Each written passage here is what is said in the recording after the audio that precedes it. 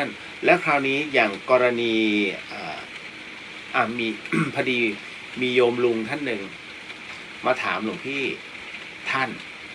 ถ้าผมจะบวชอย่างเงี้ยมันจะสายไปไหมท่าน นั่นน่ะแล้วคิดว่าผมจะเป็นเหมือนกับพ่อแม่ครูบาอาจารย์ได้ไหมหลวงพี่ก็เลยตอบว่ามันบ่แน่หลวงพี่ใช้คำของพระเดชพระคุณหลวงพ่อชาท่านนะ ทำไมต้องเป็นเช่นนั้นก็มันบ่แน่ไงคือคนเราเนี่ยคุณโยมจะบอกว่าบุญมันไม่เท่ากันจะบวชช้าบวชหลังไม่เกี่ยวนะทำไมพ่อแม่ครูบาอาจารย์เนี่ยท่านก็บวชแล้วก็บางท่านได้ธรรมะตั้งแต่ยังหนุ่มตั้งแต่วัย50ไปปลายอย่างเงี้ยนั่นน่ะท่านก็ได้ธรรมะแล้วเป็นที่ยอมรับปัจจุบันก็ยังมีหลวงพี่ไม่พูดคำว่าพระอรหันต์กับพระอริยะเนี่ยอย่าพูดเดี๋ยวจะเข้าตัวถ้าท่านไม่เป็นแล้วเราไปยกท่านอันเนี้ยเดี๋ยวจะซวยคือเราอย่าไปสรุปมีแต่องค์พระสัมมาสัมพุทธเจ้าเท่านั้นที่ท่านจะชี้ได้ว่ารูปนี้ก็เป็นพระอรหันต์พระพุทธเจ้าเท่านั้นเราไม่เกี่ยวหลวงพี่จึงใช้คำว่าพระสุปฏิปันโนดังนั้นเนี่ยพอคุณโยมท่านนี้ถามขึ้นมาเนี่ยหลวงพี่ก็อึกขึ้นมาจี๊ดเลยเอ๊ะถ้าถามอย่างเงี้ยก็ตอบให้หลวงพี่ก็เลยตอบไปว่ามันบ่แน่ทำไมมันบ่แน่ก็เพราะว่าถ้าคุณโยมเนี่ยใจคุณโยมยังมีธุระอยู่นั่นน่ะตัวของคุณโยมเองก็ยังมีธุระอยู่ยังไงก็บวชอย่าบวชเลยเพราะมันยังไม่สงบหมายถึงว่าบวชไปจิตมันยังคิดเรื่องของธุระคุณโยมไม่วางไงพอไม่วางแล้วบวชเพื่อจะบวชเพื่อเป็นอาชีพหรอมันไม่ใช่อย่างหลวงพี่เนี่ยหลวงพี่บวชเพื่อหลวงพี่ก็ชัดเจน หลวงพี่บวชเนี่ยก็คือ1อยากเอาชนะตัวเอง2อะไรที่หลวงพี่เผยแผ่เป็นพระพุทธเป็นพระธรรมเป็นพระธรรมขององค์พระสัมมาสัมพุทธเจ้าได้ไม่ว่าจะเป็นทางตรงหรือทางอ้อมหลวงพี่ทำแค่นี้เลยแล้วก็ในส่วนปฏิบัติเราบวชมาปฏิบัติอยู่แล้วเพื่อเอาชนะตนก็แค่นั้นชัดเจนนั่นแหละส่วนอย่างอื่นถ้าพระอาจารย์ท่านมอบหมายอะไรก็อีกเรื่องหนึ่งแต่หน้าที่หลักของเราจะไม่ทิ้งนี่คือวัตถุประสงค์ของหลวงพี่ก็เลยบอกไปเสร็จปุ๊บแต่ถ้าก็บอกโยมลุงเข้าไปเนาะบอกว่าแต่ถ้าคิดว่าจะตามทันมันก็มีเหมือนกันไม่ใช่ไม่มีนะคุณโยมหลวงพี่บอกแล้วบวชก่อนบวชหลังไม่เกี่ยว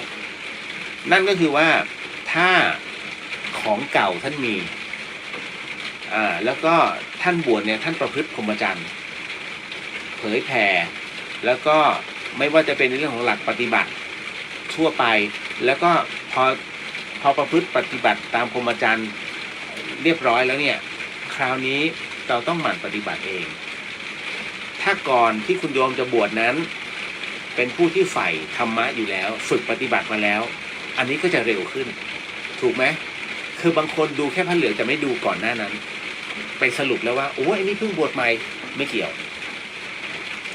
เพราะฉะนั้นเนี่ยกรณีตรงนี้เองที่หลวงพี่จะพูดในเรื่องของคำว่าธุระจิต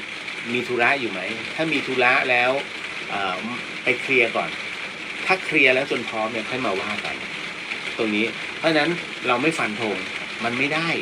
คุณโยมไปโอ้ไม่ทันหรอกไม่อย่าไปตัดกำลังใจท่านเพราะท่านมีกำลังใจตรงนั้นอยู่แล้วเนาะเจริญพรกุ๊กกิ๊บเอาล่ะต่อมาป้าแก้วนมัสการเจ้าค่ะเจริญพรตามมาด้วยคุณโยมจินชากราบนมัสการอย่างเป็นทางการเจ้าค่ะเจริญพรคุณโยมมนัญญาเจริญพรโยมพี่จันจรัสวิทยุเสียงมาแล้วเจริญพรฝนตกเย็นสบายดี คุณณัฐสิทธิ์กราบนมัสการครับหลวงพี่เจริญพรมาถึงคุณนุกกราบนมัสการหลวงพี่ครับเจริญพรโยมพี่อรพินนมัสการค่ะเรื่องมุ้งยังไม่ส่งรูปมาเลยค่ะ สั่งและโยมพี่โยมเขามอบปัจจัยตั้งต้นมาให้999หลวงพี่ก็เลยโปะปัจจัยส่วนตัวไปนะก็ได้แล้ว6 หลังคุณโยมพุทธิพงศ์กราบนมัสการครับเจริญพรโยมพี่มนัญญากระโดดมาช่องนี้ค่ะภาพและเสียงชัดเจนแจ๋วมีเสียงฝนตกซะด้วย หายง่วงเลยสาธุ นะหลวงพี่เคยไปกราบหลวงปู่แสงตัวเป็นๆไหมคะโอ้โหตัวเป็นๆ เคยครับหลวงพี่เคยไปเดี๋ยวทักทายโยมพี่เจี๊ยบก่อนโยมพี่เจี๊ยบกราบนมัสการค่ะเจริญพรกรณีของหลวงปู่แสงท่านเนี่ย ตอนนั้นใช้ฉายาธรรมทโรหลวงพี่ไปกราบกับหลวงพี่จรตอนนี้บวชเป็นพระเหมือนกันวัดไฟหินเนี่ยไปที่เชียงดาวหลวงพี่ยังได้ตะกุดวันนั้นหลวงพี่ไปถวายส้วมท่านคือเป็นส้วมสนามเพราะตอนนั้นเนี่ยกำลังจะออกหน่วยพอสวแล้วหลวงพี่ก็เข้าไปแล้วปรากฏว่าสงสารท่านเพราะว่าหลวงปู่แสงท่านเดินไม่ได้ก็ต้องประคองนั่นแหละพอเห็นประคองในเนี้ยหลวงพี่ก็เลยถามว่าแล้วขับถ่ายอะไรยังไงเพราะตอนนั้นเนี่ยเพิ่งไปบุกเบิกใหม่ๆเลยที่เชียงดาวแล้วก็ส้วมอะไรยังไม่ค่อยมีหลวงพี่ก็เลยบอกบริจาคเพื่อนฝูงกันนั่นแหละทั้งกรุงเทพทั้งเชียงใหม่ก็ได้เงินมานิดๆหน่อยๆก็ไปซื้อส้วมเคลื่อนที่ซึ่งมันมีตัวฉีดเป็นชักโครกถวายเลยท่านก็ชอบนะตอนนั้นแล้วก็คุยกับหลวงปู่แสงหลวงพี่ไม่ได้คุยเลยมากมายกับหลวงปู่แสงท่านให้คำว่าศีลท่านพูดในเรื่องของข้อศีลแล้วเบ็ดเสร็จแล้วเนี่ยสิ่งที่หลวงพี่อยากรู้ก็คือเกี่ยวกับหลวงปู่มั่นมากกว่าเพราะหลวงพี่เกิดไม่ทันหลวงปู่มั่น หลวงพี่ก็เลยถามเป็นอีกรูปหนึ่งที่หลวงพี่ถามเกี่ยวกับหลวงปู่มั่นว่าตอนที่หลวงปู่มั่นท่านตอนที่หลวงปู่ไปพบหลวงปู่มั่นนั้นหลวงปู่มั่นดุไหมแล้วน้ำเสียงท่านประมาณไหนหลวงปู่แสงท่านก็เล่าให้ฟังอันนั้นน่ะคือเราอยากรู้รูปแรกที่หลวงพี่ถามเนี่ยก็คือหลวงปู่สังสังกิโจรูปที่สองก็คือหลวงปู่ก้านที่หัวหินน่ะวัดทางขึ้นหินเหล็กไฟชื่อวัด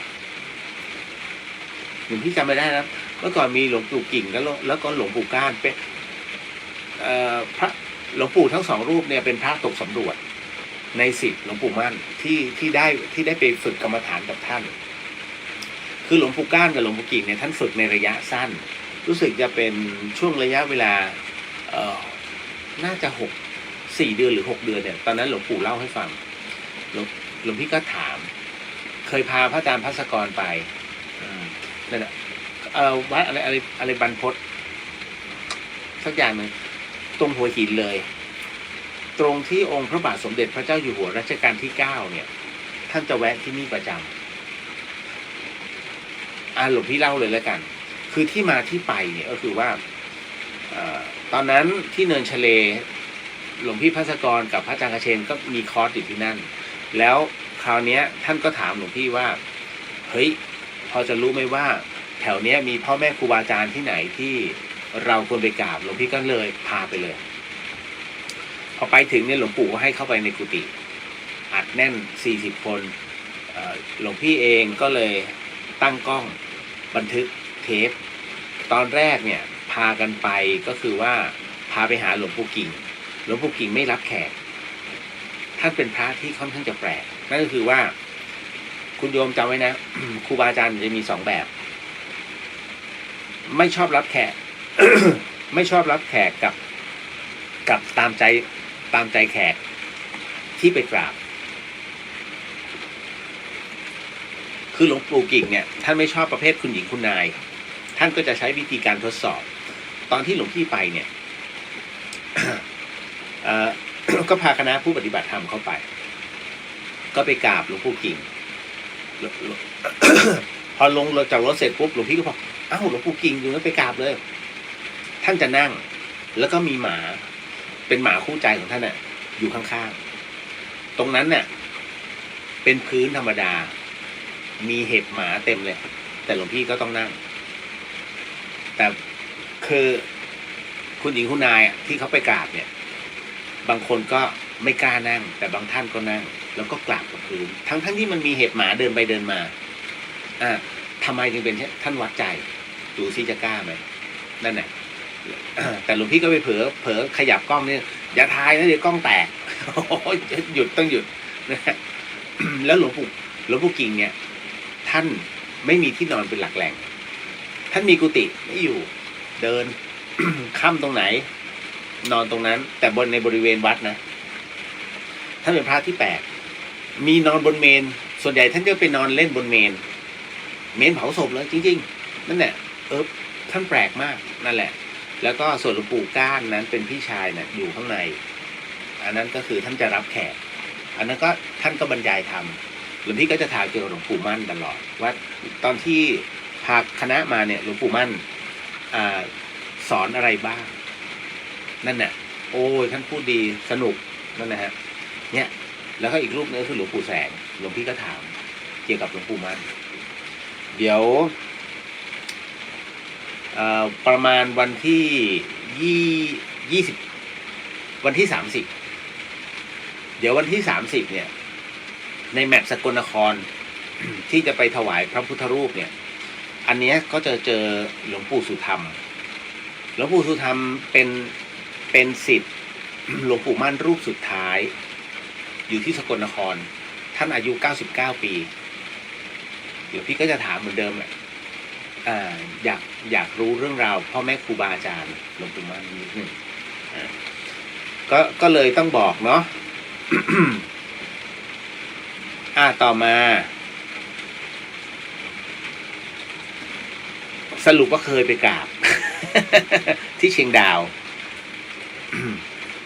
โยมพี่จันจรัสมีเพื่อนมาเล่าให้ฟังว่าเขาฝันถึงงูตัวใหญ่เขาก็อยากรู้ว่าความฝันนั้นจะเป็นอย่างไรก็ไปถามพวกสำนักเจ้าเข้าทรงก็ได้ความว่าต้องนั่นว่าแล้วต้องไปทำพิธีต้องไปเสียตังค์ ต้องไปทำพิธีตัดเวรตัดกรรมและต้องไปที่วัดดอยคำโดยจะมีพระสงฆ์ทำพิธีคือคล้ายๆกับพิธีตัดผัวเมียในงานศพทางเหนือได้ฟังตามคำบอกเล่าก็เลยจะถามว่าเป็นความจริงหรือสงสัยจะมีคนเดินทางไปทำพิธีนี้มากนะคนเรานี่หลงไปหลายเรื่องไม่จริงบอกเลยฝันก็คือฝันบางครั้งฝันก็เป็นตัวบ่งบอกได้บางอย่างแต่มันไม่ใช่อย่าไปสรุปแบบนั้นแล้วถ้ามันไม่ใช่ล่ะคนที่ทักดีว่าเป็นโยมแต่ถ้าคนที่ทักเป็นพระนี่ถึงกับปาราชิกทักมั่วๆไม่ได้ทักมั่วๆแล้วให้โยมไปเสียเงินถือว่าเป็นการอาดินนาคือไปเสียเปล่าตัวเองรู้ไม่จริงอย่างเงี้ยซึ่งพระพุทธเจ้าท่านไม่สนับสนุนเรื่องราวเหล่านี้มันหมิ่นเหม่มากนะคุณโยมก็เหมือนกับพระที่ดูดวงพระที่ดูดวงนั้นถามว่าผิดไหมถ้าเป็นการสงเคราะห์โยมแล้วก็บอกว่าอันเนี้ยที่ดูให้เป็นการสงเคราะห์อย่ามาเชื่อแต่เราก็จะว่าไปตามตัวเลขหรือว่าตามกระบวนการโหราศาสตร์ต้องพูดกันไว้ก่อนแต่ถ้าขึ้นมาปุ๊บโอ้ยดวงแบบนี้นี่มันต้องนี่นะไปร้อยอะไรนะไปทำการสะเดาะเคราะห์นี่นู่นนั่นเรียบร้อยเลยแล้วโยมเชื่อแม้เด็กคนเดียวที่ฟังแล้วเชื่อแล้วเสียเงินไปเนี่ยถึงกับปาราชิกเพราะเขาเสียเงินแต่มันไม่จริงไงตามนั้นเพราะฉะนั้นเรียนรู้เพื่อรู้ได้แต่เรียนรู้แล้วจะเอาไปทำตรงเนี้ยมรรคผลนิพพานไม่เกิดถ้าพลาดขึ้นมาตามยอดด้วนทันทีมันสุ่มเสี่ยงมากคุณโยมนะตรงนี้เนาะกรณีตรงนี้อย่างที่พี่โยมพี่จันจรัสพูดเนี่ยบอกมาต้องบอกว่าอย่าเป็นเหยื่อของความเชื่อ เนาะเราเป็นมนุษย์ผู้มีปัญญาเราต้องคิดพิจารณาให้รอบคอบถี่ถ้วนกระบวนการตรงนี้ใช้กับคนที่กำลังใจมันหมดในเรื่องของการเรียกว่าโอโลมปฏิโลม ไปทำเธอะจะได้สบายใจจริงๆมันไม่เกี่ยว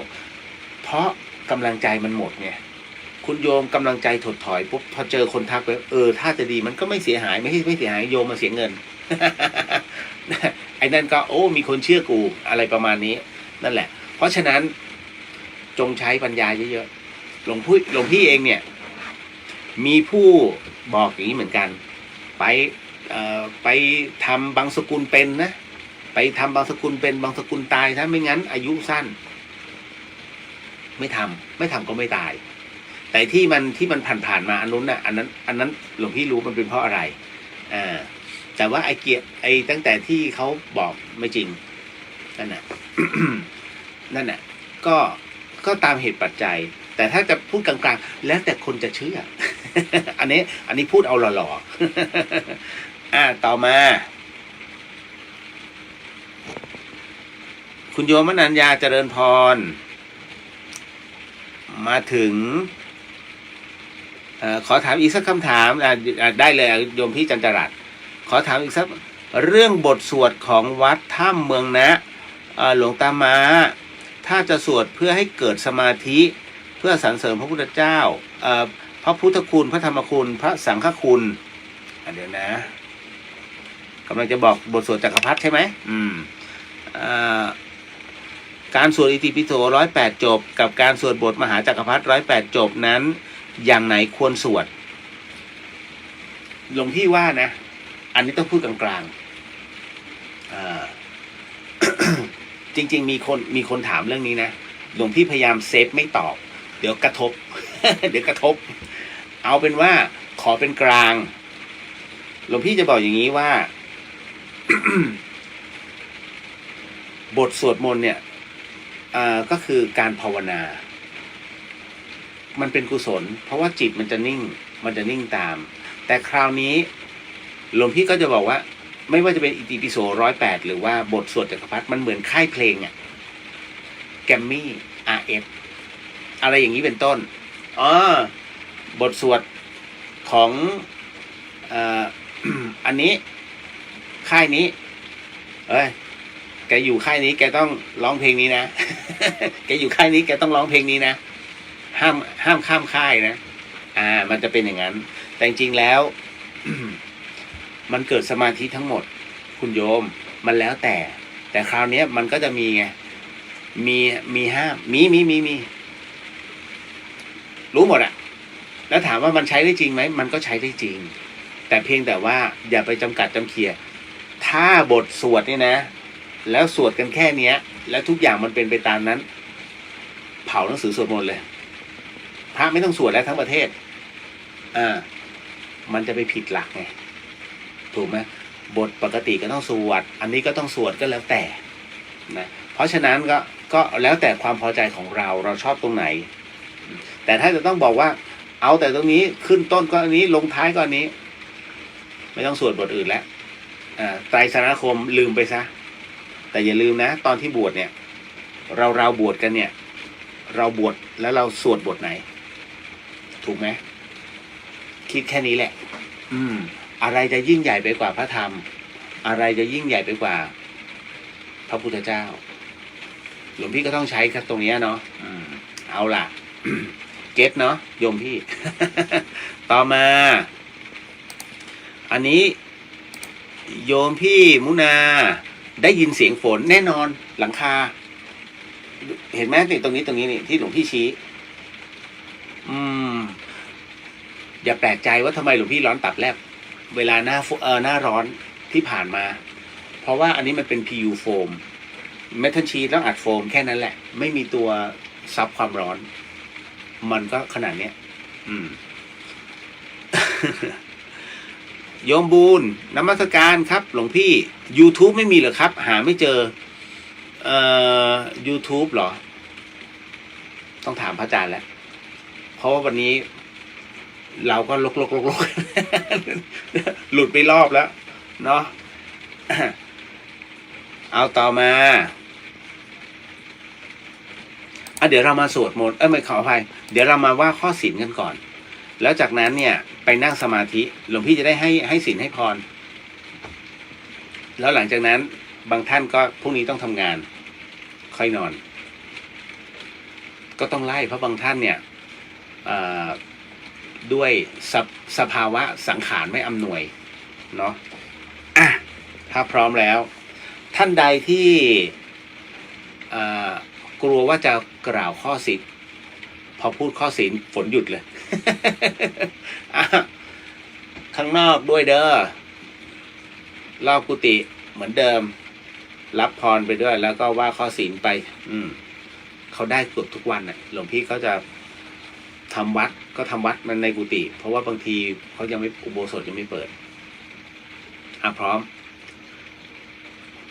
อ๋ออีกเรื่องจำได้แล้วไอ้เรื่องตุ้งตังถูกพร้อมเนาะนะโมตัสสะภะคะวะโตอะระหะโตสัมมาสัมพุทธัสสะนะโมตัสสะภะคะวะโตอะระหะโตสัมมาสัมพุทธัสสะนะโมตัสสะภะคะวะโตอะระหะโตสัมมาสัมพุทธัสสะพุทโธธัมโมสังโฆศีลข้อ 1ไม่ฆ่าสัตว์ศีลข้อ 2ไม่ลักทรัพย์ศีลข้อ 3ไม่ประพฤติผิดในกามศีลข้อ 4ไม่พูดเท็จ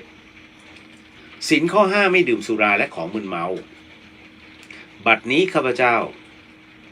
ตั้งใจรักษาศีลแล้วบัดนี้ข้าพเจ้าคือผู้มีศีลข้าพเจ้าผู้มีศีลละอายต่อการทำความชั่วกลัวต่อผลของบาปกรรมข้าพเจ้าผู้มีศีลมีหิริโอตปะมีใจเป็นมนุษย์มีใจเป็นเทวดาเป็นมนุษย์เทโวผู้เข้าถึงความเป็นสหาย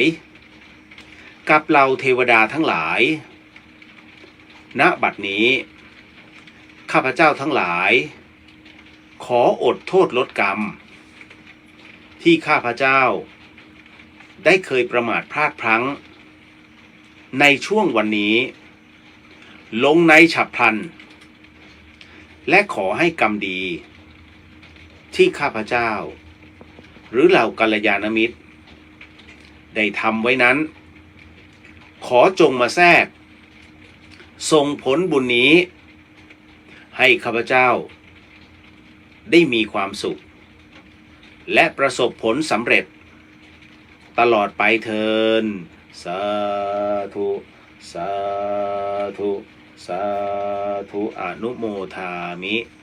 เอาละตอนนี้ศีลก็เต็มกันแล้วเนาะมาเมื่อเรามีศีลคราวนี้เราก็มาในเรื่องของสมาธิกันบ้างสมาธิในวันนี้นั่งตามอัธยาศัยเหมือนเดิมกำหนดจิตพุทโธก็ได้จะอะไรก็แล้วแต่ก็ได้เอาแล้วแต่คุณโยมถนัดแต่ท้ายที่สุดแล้วไอ้คำบริกรรมเหล่านี้ให้มันหายไปให้มันคงเหลือแต่ความว่างถ้าเราจะต้องมีความว่างเป็นที่ตั้งคุณโยมต้องมีหมุดปักแล้วหมุดจะปักตรงไหนล่ะ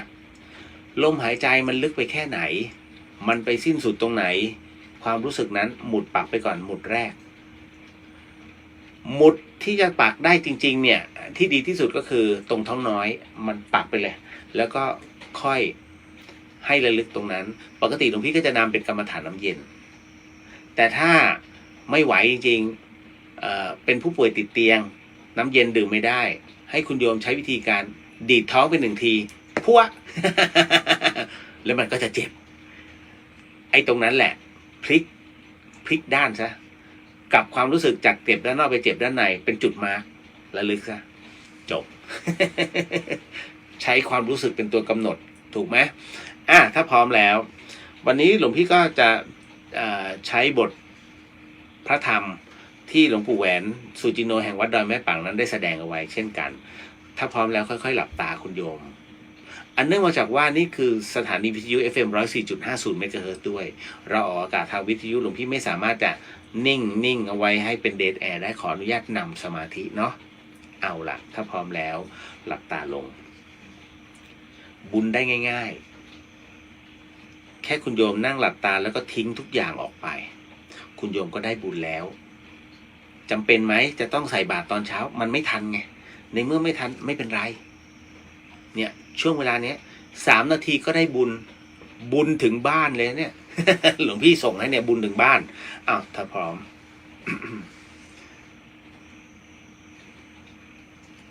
ถ้าจิต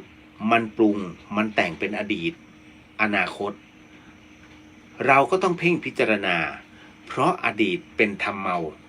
อนาคตเป็นธรรมเมาจิตที่รู้ปัจจุบันเป็นธรรมโมอาการทั้ง5คือรูปเวทนาสัญญาสังขารวิญญาณเป็นอนิจจังให้ยืนอยู่ในปัจจุบันธรรมอดีตอนาคตเป็นธรรมเมาธรรมโมคือเห็นอยู่รู้อยู่ในปัจจุบันตั้งอยู่ในปัจจุบันไม่ได้เป็นอดีตอนาคตดับทั้งอดีตอนาคตแล้วเป็นปัจจุบันนั่นคือธรรมโมให้จิตรู้อยู่ส่วนกลางคือสิ่งที่ล่วงไปแล้วเป็นอดีตที่ยังมาไม่ถึงมันเป็นอนาคตไม่เข้าไปเกี่ยวข้องส่วนทั้งสองนั้นให้เพ่งพินิจก็คือเราอยู่ในปัจจุบันธรรมมันจึงจะถูกเพราะปัจจุบันนั้นเป็นธรรมโมนอกนั้นเป็นธรรมเมาก็คืออดีตกับอนาคตรู้ปัจจุบันละปัจจุบันเป็นธรรมโมถ้าไปยึดถืออดีตอนาคตอยู่เท่ากับไปเก็บถือเอาของปลอมธรรมเหล่านี้เป็นปัจจตังคือรู้เฉพาะตนละเฉพาะตนวางเฉพาะตนหมุนเข้าหากายหาใจนี่แหละถ้ามัวเอาอดีตอนาคตมันก็จะกลายเป็นแผนที่ไปแผนที่ปริยัติธรรมนั้นจำมาได้มากไปยึดไปถืออย่างนั้นบ้างสิ่งนี้บ้างทั้งอดีตอนาคตยิ่งห่างจากกายรู้กายรู้ใจของเราความโลภความโกรธความหลงมันเป็นเชื้อของกิเลสมันอยู่ในแผนที่ใบรานมันไม่เดือดร้อนถ้ามันอยู่ในใจมันเดือดร้อนเพราะฉะนั้นถ้ามันเกิดขึ้นในใจให้เอาออกไปซะละไว้เอาใจวางเอาใจออกเอาใจถอนปัจจุบันเป็นอย่างนี้ไม่ใช่จำปริยัติได้มากพูดได้คล่องเวลาเอาจริงๆไม่รู้จะไปจับอันไหนเป็นหลักปัจจุบันธรรมนั้นต้องรู้แจ้งเห็นแจ้งในกายใจของตนละวางถอดถอนในปัจจุบันมันจึงใช้ได้เอาละคุณโยมค่อยๆคลายสมาธิการคลายสมาธิค่อยๆลืมตาค่อยๆขยับเห็นไหม3 นาทีคุณโยมได้บุญแล้วแล้วพรุ่งนี้จะต้องตื่นไปใส่บาตรไหมแล้วแต่ถ้าคุณโยมต้องการสงเคราะห์พระสงฆ์หรือว่าต้องการวัดใจตัวเองตามเหตุแห่งทานนั้นนะก็ตื่นใส่หลวงพี่ก็ตื่นในเช้าเดี๋ยวหลวงพี่ก็ต้องตื่นตี 4:30 ทำวัดเสร็จไม่บิณฑบาตเพราะว่าเดี๋ยววันพรุ่งนี้หลวงพี่อู๊ดเดินทางไปอินโดนีเซียหลวงพี่ก็บอกงั้นเดี๋ยวไปส่งก็ไปส่งที่สนามบินท่านเห็นไหมอินเตอร์ บอกแล้วพระวัดฝ่ายหินอินเตอร์ทุกรูป มาไหนๆก็นั่งเป็นที่เรียบร้อยก็ขอโมทนาบุญเนาะหลวงพี่ให้พรก่อน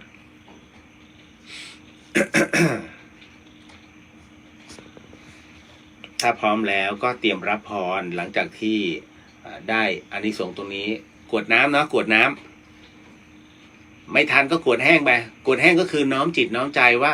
บุญนี้เราจะให้ใครหลวงพี่ขึ้นสัพพีเนี่ยให้ผีนะขออภัยยะถาเนี่ยให้ผีแต่สัพพีเนี่ยให้คนดังนั้นถ้าหลวงพี่ยะถาว่าอันนี้คือผีสัพพวิญญาณเนี่ยเหล่าทวยเทพเทวดาอยู่ในอันนี้ยะถาแต่ถ้าเป็นขึ้นสัพพีเนี่ยเป็นเราและผู้เป็นสัตบุรุษเราและญาติของเราผู้ยังมีชีวิตอยู่เราระลึกถึงได้หลวงพี่จึงให้พรแบบช้าๆเพื่อให้ระลึกจริงๆแล้วเนี่ยแค่นึกมันผ่านตัว Data เป็นคัดกรองหมดแล้วเพราะอะไรเพราะบุคคลที่เราจะให้มันเยอะถูกไหม เราไม่ได้ให้แค่คนคนเดียว แต่คราวนี้มัวแต่นายนี้นามสกุลนี้เราเนี่ยรู้แค่เราเท่านั้นว่าญาติเรามีใครบ้างไม่มีใครไปรู้กับเราแค่ระลึกถึงท่านก็ได้แล้วแต่ถ้าเอ่ยก็จะได้เป็นพิเศษก็แค่นั้นแหละพร้อม กดแห้งเด้อกดเปียกก็มีก็โอเคสาธุยะถาวาริวหาปุราปริปุเรนติสาครังเอวะเมวะอิโตตินังเปตานังอุปกปปติอิชิตังปฏิตังตุมหังคิปะเมวะสมิชันตุสัพเพปุเรนตุสังกปาจันโทปนระโสยะธามณิโชติระโสยะธาสัพพิติโยวิวันชันตุสัพพะโรโควินาศตุมาเตภวันวันตรายโยสุขิธิขายุโกภวะอภิวาทนาสิริสนิจจังวุธาปัจจายโนจัตตารโอธรรมวัฏทันติอายุวันโนสุขังภาลังสัพพพุทธานุภาเวนะสัพพธรรมานุภาเวนะสัพพสังฆานุภาเวนะพุทธรัตนังธรรมรัตนังสังฆรัตนังตินังรัตนานังอนุภาเวนะจตุราสีติสหัสธรรมขันธานุภาเวนะปิตกาตยานุภาเวนะชินสาวกานุภาเวนะสัพเพเตโรคาสัพเพเตพยาสัพเพเตอันตรายาสัพเพเตอุปัฏฐวาสัพเพเตรุนนิมิตตาสัพเพเตอวมังคลาวินาสันตุอายุวันทโกธนวัฏทโกสิริวัฏโกยสวัฏโกพลวัฏโกวันนวัฏโกสุขวัฏโกโหตุสัพพทาทุกขโรคพยาเวราโสกาสาตุจุปาทวาอเนกาอันตรายาปิวินาสันตุจเตชะสาชยสิทิธนังลาพังสุธีภาคยังสุขังพลังสิริอายุจวันโนจะโพคังวุธิจะยสวะสัตวัสสาจะอายุจะชีวสิทธิภวันตุเตภวันตุสัพพมังคารังราขันตุสัพพเทวตาสัพพพุทธานุภาเวนัสทธาสุเทภวันตุเตภวันตุสัพพมังคารังราขันตุสัพพเทวตาสัพพธรรมานุภาเวนัสทธาสุเทภวันตุเตภวันตุสัพพมังคารังราขันตุสัพพเทวตาสัพพสังฆานุภาเวนัสทธาสุเทภวันตุเตสาธุสาธุสาธุเจริญพรให้เต็มคาราเบล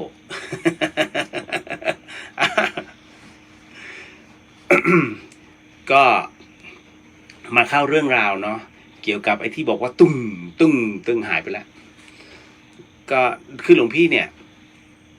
กุฏิเนี่ยมันอยู่ล้อมรอบไปด้วยป่าช้าแต่จริงๆด้านหลังเป็นกุฏิกรรมฐานที่เตรียมจะบอกบุญหลายๆท่านเนาะผ่านหน้าเฟซเนี่ยว่าจะต้องทำอะไรยังไงที่ไฟไหม้อ่ะแต่คราวนี้ก็คือว่าไอ้ในส่วนตรงเนี้ยหลวงพี่ก็ไม่แน่ใจว่าเขาเป็นอะไรมาก่อนแต่ที่รู้ๆก็คือช่วงแรกๆนี่นอนแทบไม่หลับนอนอยู่ปึ้งมันไม่มีต้นไม้นะเดี๋ยวจะมีกิ่งไม้ไม่มี หลวงพี่ไม่มีตรงกุฏิเนี้ย เป็นเอกเทศเพราะว่าท่านพระอาจารย์พระครูสมุวิสุวัฒน์ท่านเป็นคนชี้จุดหลวงพี่ก็โอเคได้แล้วทำเลมันได้ไงปึ้งตี 2 ตี 3ตลอดแรกแล้วก็รู้แล้วล่ะก็แผ่เมตตา แผ่เมตตาแรกๆก็ไม่น่าจะได้นะเพราะมันก็นะตุ้งตั้ง มีเสียงเดินรอบเต็นท์ไม่ใช่รอบเต็นท์เสียงเดินรอบกุฏิแล้วก็ทุกวันอ่ะคือพยายามความพยายามอยู่ที่ไหนคุณโยมความพยายามก็ยังอยู่ที่นั่นเพราะทุกวันนี้มันยังมีเล็กๆแต่ว่าเราก็แผ่เมตตานั่งสมาธิแผ่อธิษฐานจิตให้มันก็เป็นอะไรที่มันก็แปลกเขาก็เงียบลงบางวันไม่มีวันวันไหนเมื่อวานวันพระใช่ไหมนั่นแหละตึ้งมาเยี่ยมมาเยือน เรียกมาเยี่ยมมาเยือน ไม่ว่ากันนั่นแหละแกจะมาเป็นตัวเป็นตนมองไม่เห็น นะไม่ว่างเจอ ขออนุญาตเนาะเดี๋ยวขอทักทายก่อนก็มาถึงอันนี้พระอาจารย์ท่านส่งลิงก์มาให้แล้วในนะเข้าไปตรงพุทธิสิทธิ์นี่แหละพระอาจารย์ท่านส่งลิงก์ YouTube มาให้อันนี้โยมน้อยนานมัสการค่ะเจริญพรโยมพี่มนัญญาสาธุเอาละท่านพระอาจารย์ท่านพระครูสมุวิศวัตรวรกิโจส่งมาให้ตามลิงก์เนาะคุณโยมธนวัฒน์มาทันทำสมาธิ3 นาทีด้วยครับรายงานตัวครับหลวงพี่โอ้โหเป็นคนที่จับจังหวะได้ดีมาก การต้นการเจริญพรเอาละ ก็มาถึงคุณโยมปิยพรสาธุตามมาคุณโยมเพ็ญจานทร์กราบนมัสการหลวงพี่ค่ะเดี๋ยวนะในละครจะมีผีที่ถูกฆ่าตายก่อนตายไม่รู้ว่าใครฆ่าตัวเองแล้วบางทีเข้าใจผิดว่าอีกคนฆ่าจึงจองเวรผิดคนแบบนี้เป็นไปได้ไหมคะหลวงพี่ก็ตอบในฐานะที่ยังไม่เคยเป็นผี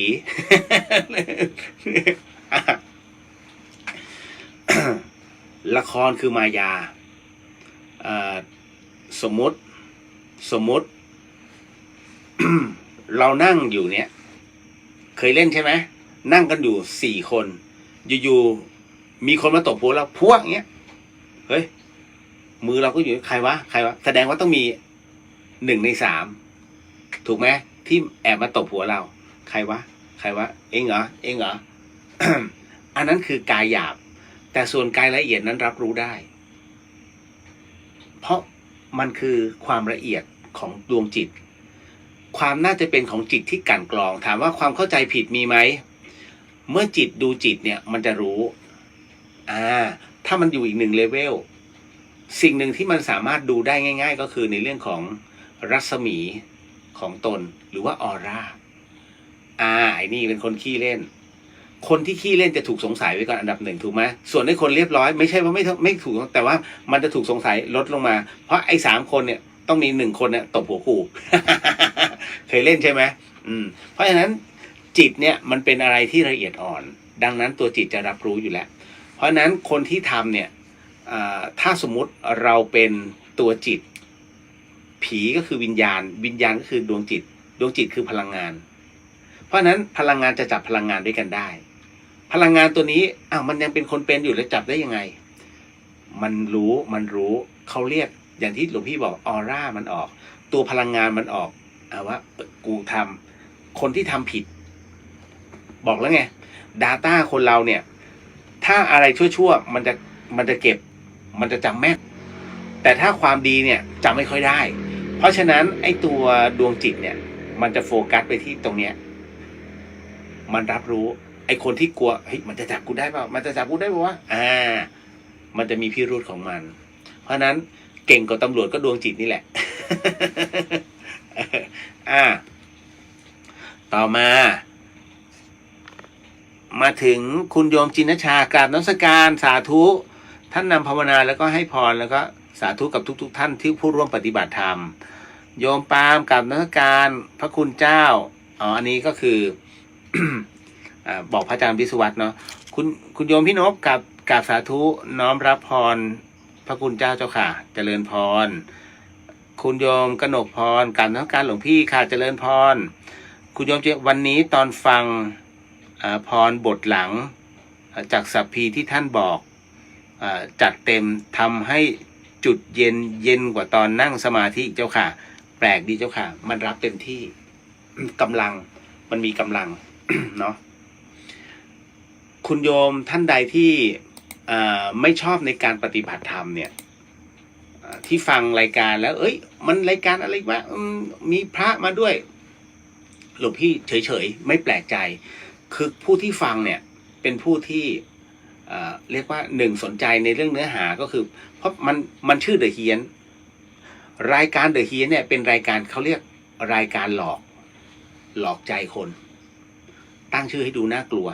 เพราะฉะนั้นผู้ที่เข้ามาฟังเนี่ยถ้าฟังคนอุ้ยน่ากลัวว่ะต้องเป็นรายการผีไม่เอากูไม่ฟังกูกลัวผีถูกไหม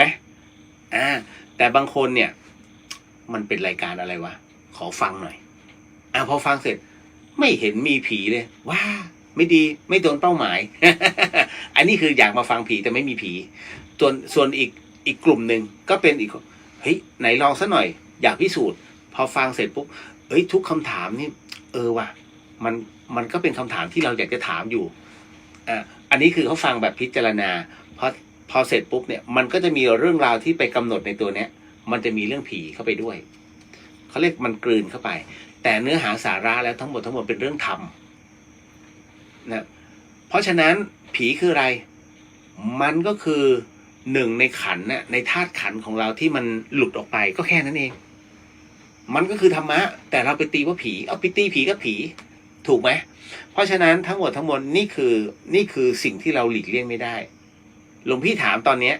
กลัวกันใช่ไหมโยมคิดว่าโยมจะตายไหมโอ้ยตอนเนี้ยมันตายทุกคนแหละแต่ยังไม่จริงเหรอโยมคิดว่ายังไม่ใช่ตอนนี้เหรอบางคนไม่มีวันพรุ่งนี้แล้วนับจากนี้ไปอีกไม่กี่นาทีเขาก็ไปแล้วก็มีเพราะฉะนั้นเนี่ยอย่าบอกว่ายังไม่ใช่ตอนนี้มันบ่แน่ทั้งหมดอย่าประมาทน้องๆใน Facebook ของหลวงพี่เนี่ยโพสต์มีตายทุกวันจริงๆนะหลวงพี่แทบใจหายไม่เพื่อนเขาก็ผู้สนิทชิดเชื้อกับเขาสูญเสียกันไปมันเป็นวัฏจักรคุณโยมเพราะฉะนั้นเนี่ยการฟังรายการธรรมะให้มันแค่เป็นพุทธานุสติมันเป็นเครื่องเตือนใจเอาไว้ให้ปรงคือคุณโยมปรงในเรื่องของคุณโยมเนี่ยหลวงพี่ไม่มีปัญหาอย่างวันเนี้ยที่หลายๆคนเป็นประเด็นคำว่ากูเป็นคนดีก็พอไม่จำเป็นต้องมีศาสนาอันนี้เป็นคำพูดของโยมเพื่อนแล้วในขณะที่หลวงพี่บิณฑบาตเนี่ยไอ้คำนี้มันผุดขึ้นมาเพราะทุกคนคือคนดีแต่คำว่าคนดีเนี่ยดีจริงเหรอถูกไหมหลวงพี่ภัสกรเนี่ยเคยเทศไว้อันนึงแล้วหลวงพี่เห็นด้วยก็คือว่าวันนี้ทุกคนบอกคนดีที่เดินผ่านกันไปเนี่ยคนดีหมดแต่ปรากฏว่าวันหนึ่งคนที่เดินผ่านที่เราบอกเป็นคนดีมันเป็นฆาตกรแล้วถามว่าอ้าวก็ไหนบอกเป็นคนดีทำไมตอนนี้มันเป็นฆาตกรเพราะจังหวะมันบีบตัวกรรมมันบีบให้ต้องเป็นคนลงมือฆ่าซึ่งถามว่าเขามีความเขาเคยคิดมาก่อนว่าวันนี้เขาจะต้องติดคุกเพราะเป็นฆาตกรเขาไม่คิดมาก่อนเพราะนั้นปัจจุบันขณะก็คือเป็นคนดีไงแต่อนาคตบ่แน่อดีตเราก็ไม่เคยทำงั้นแสดงว่าเป็นคนดีแต่อย่าไปยึดติดเหมือนที่หลวงปู่แหวนท่านบอกเพราะฉะนั้นอยู่กับปัจจุบันนั่นแหละอย่าไปการันตีใครว่าเขาคือคนดีหลวงพี่การันตีมาเยอะเจ็บมาเยอะตอนนี้ใครให้การันตีหลวงพี่ไม่การันตีก็แล้วแต่ตามสถานการณ์เพราะตัวเองอย่างของหลวงพี่เองเนี่ยหลวงพี่การันตีว่าณตรงเนี้ยหลวงพี่คือพระที่ดีแต่พรุ่งนี้ไม่รู้ลงไปหลวงพี่อาจจะเหยียบกิ้งคือตายถูกไหมค่าตัวกูพ่องไปแล้ว เอาปานนะแต่ว่ามันเราไม่ได้จงใจถูกไหมเพราะฉะนั้นทั้งหมดทั้งมวลขึ้นอยู่กับเจตนานี่เพราะฉะนั้นจำไว้ว่าทำไมพระจึงต้องให้ข้อศีลเสมอกรณีของคำว่าคนดีเนี่ยบังเอิญว่าเพื่อนหลวงพี่คนนี้เสเพลมากปัจจุบันยังเสเพลนะแล้วก็ชอบกินพวกซาซิมิชี้เป็นชี้ตายกุ้งเผานั่นแหละโอ้อะไรที่แบบสดๆรู้สึกว่าเนื้อมันหวานพอถึงตรงเนี้ย และคำพูดของเพื่อนหลวงพี่จะบอกว่าแค่กูเป็นคนดีก็พอจริงเหรอถ้าเป็นคนดีเนี่ยต้องไม่เบียดเบียนเขาสิ บนโลกใบนี้สัตว์โลกทุกตัวคุณโยมมันก็กลัวตาย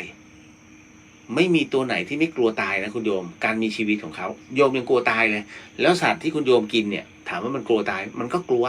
แต่มันเป็นอาหารนี่คือวัฏจักรของมันแล้วแต่ว่าตัวไหนจะต้องโดนรับกรรมวันนี้ยังมีปลาอีกเป็นล้านๆตัวที่กำลังจะโดนจับถูกไหมยังมีหมึกอีกหลายตัวที่เตรียมขึ้นเขียงและก็มีอีกล้านๆตัวที่ตอนนี้อยู่บนเรือตายแล้วเป็นที่เรียบร้อยโดนแช่แข็งมันตายเลยหรือเปล่าไม่มันค่อยๆชาเพราะบนเรือเนี่ยเขาแช่ด้วยน้ำแข็งกับเกลือแค่นั้นแหละนั่นน่ะนี่แหละที่หลวงพี่จะบอกเพราะฉะนั้นจริงเหรอที่เราคือคนดีแค่ไม่เบียดเบียนนี่แหละเพราะฉะนั้นตอนแรกตอนที่เป็นคฤหัสถ์หลวงพี่คอยตามนะว่ะจริงหลวงพี่ก็เลยไม่เบียดเบียนใครถูกไหมแต่พอได้ไปหาครูบาอาจารย์เนี่ยคำว่าคนดีมันถูกตีไปขยายไปมากขึ้นมีศีลไหมศีลครบไหมถ้าศีลไม่ครบอย่าเพิ่งบอกว่าเป็นคนดีส่วนภาวนานั้นมันเป็นผลพลอยได้ถูกไหมสมาธิไม่จำเป็นต้องนั่งเพราะทุกวันนี้ในการทำงานทุกอย่างมันคือสมาธิระยะสั้นก็คือคณิกะสมาธิถูกไหมทุกคนมันมีตรงนี้โดยที่เป็นปริยายอยู่แล้วแต่เรื่องของศีลเนี่ย5 ข้อดูง่ายหลวงพี่ก็บอกเลยโอ้ยอ่านง่ายพูดง่ายแต่ทำยากผิดมาตลอดถูกไหมหลวงพี่ต้องต่อศีลให้พระเองก็มีไม่ใช่ไม่มีเอาเดินเหยียบสมมติหลวงพี่เดินเตะกระดานไปเฉียวฟิวไส้เดือนที่มันออกมาจากพื้นดินเงี้ยตายเห็นไหมมันก็มีไม่ใช่ไม่มีเพียงแต่ว่าความตั้งใจหรือว่าตัวจิตเนี่ยมันบ่งแค่ไหนถ้าจิตมันไม่ฟ้องว่าบาปเนี่ยอันนี้มิจฉาทิฏฐิโอ้ยมันเป็นอาหารเนี่ยกุ้งตัวนี้ตัวใหญ่เนื้อมันคงหวานมันคงเยิ้มโอ้ยเรียบร้อยนี่แหละ เพราะฉะนั้นณตรงนี้ยังเป็นคนดียังไม่ใช่แค่เข้าข้างตัวเองว่าตัวเองเป็นคนดีแต่คราวนี้พระพุทธศาสนานะศาสนาพุทธไม่เคยบังคับใครนะคุณโยมศาสนาพุทธเนี่ยสุดยอดมากคือเป็นศาสนาที่ทดลองสิมีฝรั่งก็งงว่าทำไมพระไทยจึงแต่งตัวแบบนี้ซึ่งเรื่องของภาษาอังกฤษไม่ต้องห่วงยูเนียนยังอ่านยูนิออนเลยเพราะฉะนั้นไม่พูดยิ้ม นะเขาก็สงสัยแล้วก็อธิบายแบบใช้ภาษามือนะก็พูดถึงบุตตาก็คือเพราะพระพุทธเจ้าเนี่ยท่านก็เมื่อก่อนเป็นกษัตริย์ไงถูกไหมกำลังจะขึ้นเป็นกษัตริย์แต่ท่านสละทั้งหมดเพื่อใช้แค่ผ้าผืนเดียวตอนแรกไม่ใช่อย่างนี้นะพระพุทธเจ้าใช้ผ้าแบบไหนผ้าที่เขาทิ้งอ่ะคุณโยมแล้วก็มาเย็บมาต่อกันเป็นผืนยาวแล้วเอามาห่มแค่ผืนเดียวมันมีที่ไหนละแฟชั่นผ้าผืนเดียวแล้วห่มได้นี่แฟชั่นพระพุทธเจ้าแต่พอคล้อยหลังจากที่เปิดสำนักแล้วก็รับสิทธิ์ขึ้นมาก็ปรากฏว่ามีมนุษย์ผู้หนึ่งซึ่งบวชแล้วตามตถาคตแล้วนามว่าพระอานนท์เกิดขึ้นพระอานนท์มองเห็นถึงเดี๋ยวรูปนู้นรูปนี้จัดการย้อมเนี่ยย้อมสีมันไม่เท่ากันพอย้อมสีไม่เท่ากันเอาไงดีพระองค์พระอานนท์ท่านก็เลยออกแบบซะหน่อยเป็นดีไซเนอร์โอ้โหสุดยอด ท่านก็เลยออกแบบดีไซน์ใหม่โดยใช้คันนาที่เห็นนะตอนนั้นพอออกแบบเป็นรูปแบบคันนาเสร็จปุ๊บเนี่ย เอามาประติดประต่อกันเย็บด้วยมือพระพุทธองค์เห็นว่าดีงามนะตรงนี้ก็เลยบอกงั้นถ้างั้นก็เอาตามที่ท่านพระอานนท์นั้นได้ออกแบบท่านก็เลยเป็นดีไซเนอร์น่าจะเป็นดีไซเนอร์คนแรกของโลกที่มีแฟชั่นจนถึงปัจจุบันนานถึง 2,000 กว่าปี นี่แหละก็คือผู้ออกแบบนะเพราะฉะนั้นนะตรงนี้พระพุทธศาสนาเป็นศาสนาที่ใจกว้างถ้าอยากนั่งสมาธิลองให้นั่งแล้วพยายามทิ้งทุกอย่างออกไปเอาแค่3 นาทีเนี่ยดูสิ วิ่งกันเนี่ยวิ่งออกกำลังกันบนเนี่ยเส้นทางวัดสายหินขึ้นไปทางเส้นผาลาดออกกำลังกันทุกวันดีนะเป็นเรื่องที่ดีโยมออกเพื่อได้กำลังแต่โยมหนีกิเลสไม่ทันเพราะในขณะเดียวกันเนี่ยหลวงพี่ก็สังเกตหลายๆรอบมันจะมีลีดเดอร์สั่งแค่นี้ไปวอร์มนี่เนื้ออันนี้เข้าใจทุกคนทำตามแต่ในขณะเดียวกันทุกคนก็ประกวดประชันเขาเรียกประกวดประขันกันในเรื่องของอุปกรณ์การแต่งกายแล้วก็เซลฟี่ มันเป็นเรื่องราวที่อดยิ้ม อมยิ้มนั่นแหละ คราวนี้พระพุทธศาสนานั้นเปรียบเสมือนอะไรจริงๆไม่ใช่พระพุทธศาสนาอย่างเดียวคุณโยมทุกศาสนาเป็นเครื่องยึดเหนี่ยวจิตใจแม้กระทั่งการถือผีก็ถือว่าเป็นสิ่งที่เขายึดเหนี่ยวจิตใจดังนั้นเนี่ยการที่มีอะไรก็คำว่ายึดเหนี่ยวหมายถึงหลักเกาะเอาไว้ เพราะฉะนั้นใครสอนผิดใครสอนถูกไม่พูดถึงแต่รู้ว่าเมื่อมีหลักแล้วเนี่ยหลังจากที่ตายลงจิตเนี่ยมันมีหลักไงไม่ว่าจะอะไรก็แล้วแต่ของเราศาสนาพุทธคือเรามีนิพพานเป็นอารมณ์ถูกไหมดังนั้นในเมื่อเรามีนิพพานเป็นอารมณ์คือการไม่กลับมาเกิดถ้าไม่กลับมาเกิดได้ถือว่าสุดยอดยิ่งดีมันไม่ต้องมาลุ้นคุณโยมทำไมล่ะก็อยากจะเกิดเป็นลูกแม่จริงเหรอชาตินี้เป็นลูกแม่เขาได้แล้วชาติหน้าล่ะถ้าทำไม่ดีนู่นเลยอาจจะเกิดชายแดนหรืออีกประเทศหนึ่งแต่เป็นดินแดนที่ถือพระพุทธศาสนาเหมือนกันเพราะฉะนั้นเนี่ยจึงตอบไม่ได้ดังนั้นไปลุ้นเอาจิตต้องลุ้นแล้วลุ้นจากไหนก็ในเมื่อเราทำบุญกับพ่อกับแม่เดี๋ยวคิดก่อนการพบเจอกันบนโลกใบนี้ไม่มีความบังเอิญเกิดขึ้นมันต้องมีการเกี่ยวเนื่องเกี่ยวข้องกันมาก่อนดังนั้นทุกคนที่เราพบเจอกันในภพชาติเนี่ยคุณโยมเนี่ยอาจจะมีสิทธิ์ไปอยู่ในครอบครัวเขาในอนาคตก็แล้วแต่ว่าจะไปอยู่กับใครเพราะมันพบมันเจอกันถูกไหมนี่แหละกรณีตรงนี้เมื่อตายลงมีพระพุทธศาสนาเป็นที่ยึดเหนี่ยวเนี่ยเอาแค่นี้ไม่รู้จะไปไหนก็แต่เอาแค่นี้ผู้ที่ถือพระพุทธศาสนานั้นโชคดีอย่างหนึ่งก็คือว่ามักจะเกิดอยู่ในดินแดนสุวรรณภูมิ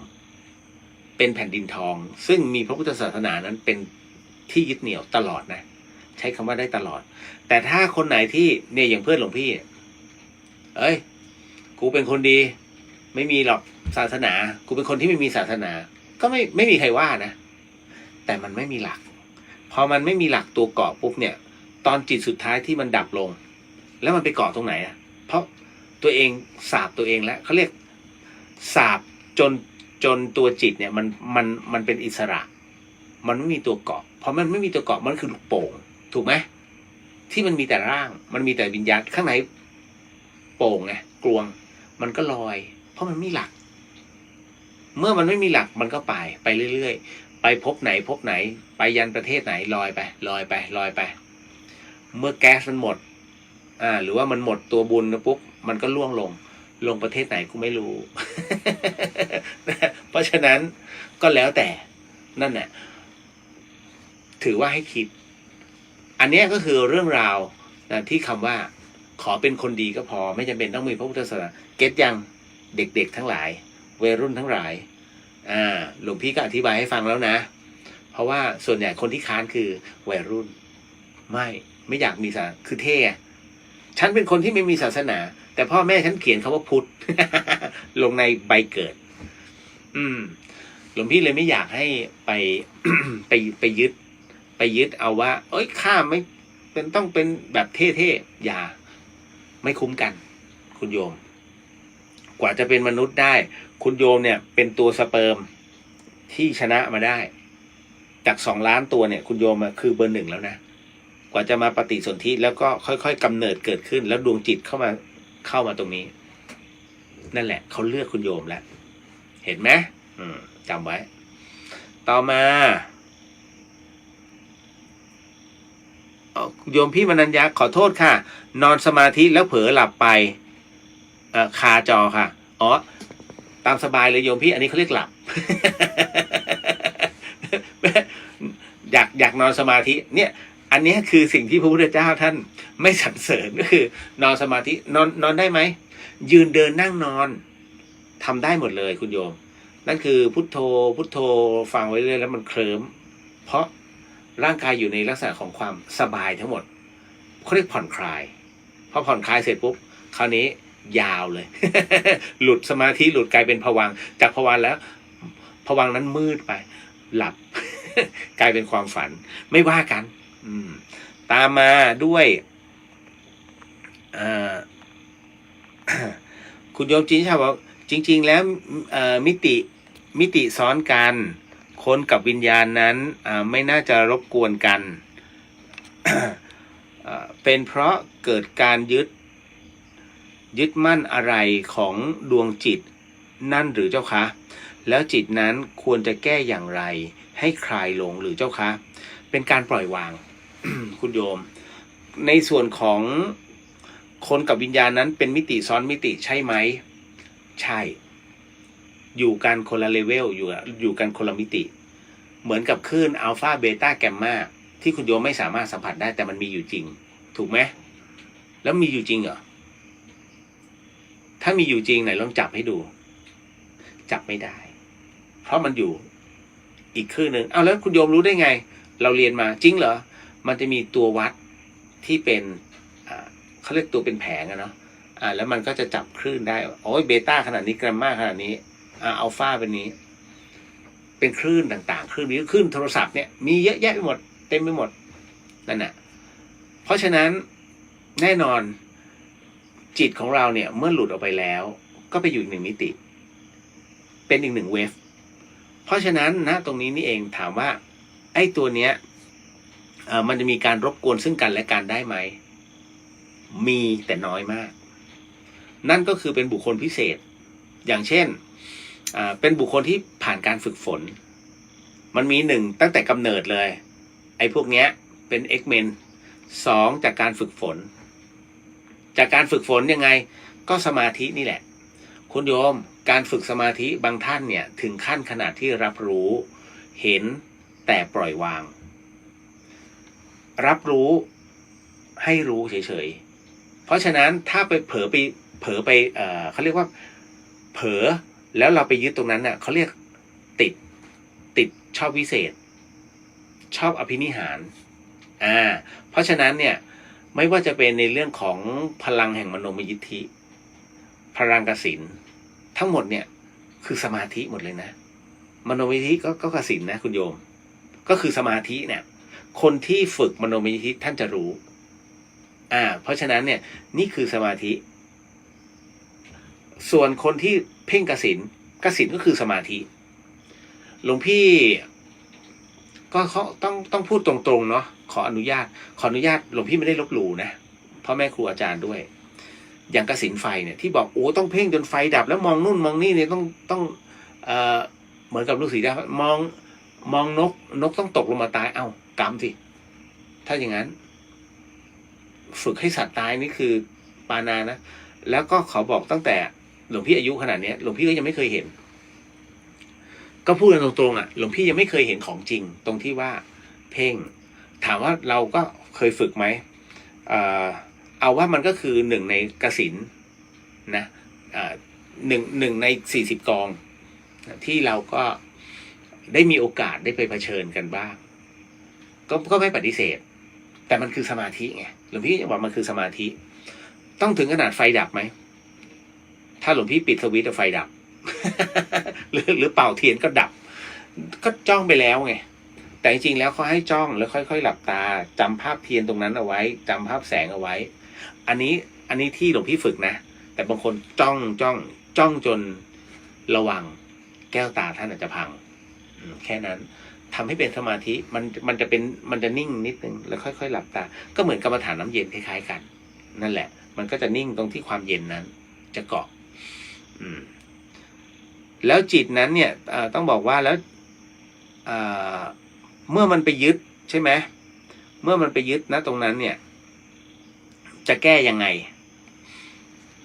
มันต้องปล่อยให้ดวงจิตนั้นน่ะวางอุเบกขาเองให้ได้แล้วหรือว่าต้องมีตัวช่วยในการชี้ชัดหลวงพี่ยกตัวอย่าง จำเรื่องราวของกุฏิที่หลวงพี่เล่าให้ฟังได้ไหมที่มีพระหลวงตารูปหนึ่งสร้างกุฏิขึ้นมาไม่ใช่กุฏินี้นะไม่เกี่ยวอันนี้คือกุฏิทำกรรมฐานหลวงพี่สร้าง นะแต่ก็ปัจจัยคุณโยมมาร่วมกันนั่นแหละหลวงตารูปหนึ่งสร้างกุฏิขึ้นมาแล้วห่วงมาก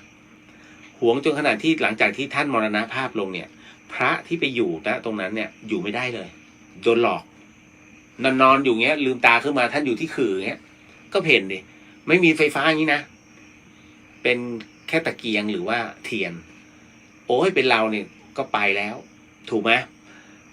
ความเนี้ยจึงไปรู้ถึง หลวงปู่มั่นหลวงต้องขออภัยนิดนึงหลวงพี่ไม่มั่นใจว่าหลวงปู่ฟั่นหรือหลวงปู่มั่นแต่ปรากฏว่าท่านก็ไปยืนพิจารณาตรงนั้นเสร็จปุ๊บปรากฏว่าเห็นว่าอันเนี้ยหลวงตาเนี่ยเป็นพระแต่เป็นพระเปรตคือยังยึดความเป็นของกูอยู่ทั้งที่เนี่ยคือที่ดินวัดไปยึดว่าเนี่ยกูเป็นคนสร้างเงินกูถูกไหมพอไปยึดความเป็นตัวกูของกูเนี่ยเรียบร้อยมันก็ติดแล้วห่วงไม่ให้คนอื่นเข้าเป็นเปรตทันทีแล้วก็ขนาดเจ้าโอ้ยขนลุกว่ะ พูดได้นี่ไม่ได้เพิ่งจะมาเล่า ไอ้ขนนี่ก็เนาะ เล่ามันก็หลายครั้ง หลังจากนั้นเนี่ยพอเสร็จปุ๊บก็ปรากฏว่าท่านพิจารณาแล้วว่าเป็นเปรตท่านจึงแสดงพระธรรมเทศนาให้ฟังไปยึดแล้วยังได้อย่างไรที่ดินก็เป็นของวัดหลวงตามาปลูกก็จริงหลวงตาใช้เงินใครหลวงตาใช้เงินของโยมไม่ใช่เหรอพูดเหมือนจะเข้าหลวงพี่ หลวงตาถ้าหลวงตาปลูกเองหลวงตาก็อันนี้ไม่ว่าแต่มันเป็นพื้นที่วัดมันเป็นธรณีสงฆ์แล้วหลวงตาจะยึดทำไมแล้วทีรูปอื่นนะใช้กุฏิหลวงตาได้บุญด้วยนะหลวงตาคิดเช่นนั้นเนี่ยอยู่พักหนึ่งค่อยๆ คลายลงแล้วท่านแผ่บุญให้ตอนแรกๆแผ่บุญให้หลวงตาเนี่ยไม่รับเลยคือมันมีโอกาสที่วิญญาณไม่รับผลบุญมีแต่พอถึงตรงนี้เสร็จปุ๊บเนี่ยท่านก็พิจารณาเสร็จจนกระทั่งหลวงตานั้นคลายจิตลงและปล่อยวางสาธุหลวงปู่มั่นบัดนี้รู้แล้วว่าการปล่อยวางนั้นถือได้ว่าเป็นเลิศพอวางตรงนี้เสร็จปุ๊บใครจะมาอยู่ก็ได้แล้วไงเกิดแต่เป็นอะไรไม่รู้นะแต่ว่ารู้ว่าไปแล้วนั่นก็คือเรื่องราวของการที่หลวงพี่ยกตัวอย่างไม่ใช่มาเล่าเรื่องผีหลวงพี่กำลังคิดถึงว่าการยึดมั่นถือมั่นความเป็นเจ้าของอะไรก็ตามที่มันเป็นของเรามันไม่จีรังยั่งยืนเหมือนหลวงพี่หลวงพี่ก็มองว่าหลวงพี่อยู่ที่ห้องที่ธรรมสถานตอนเป็นคฤหัสถ์อาคารหลังใหม่ ก่อนที่หลวงพี่ตอนที่สร้างเนี่ยหลวงพี่ภาสกรท่านก็บอกให้สิทธิ์มึงเลือกก่อนท่านสร้างมาเนี่ยมี2 ห้องใหญ่ให้สิทธิ์มึงเลือกก่อนจะเลือกตัวไหนหลวงพี่เลือกในสุดเพราะอะไรหลวงพี่ไม่ชอบให้คนมาเดินผ่านหน้าห้องก็เลยเลือกข้างในสุด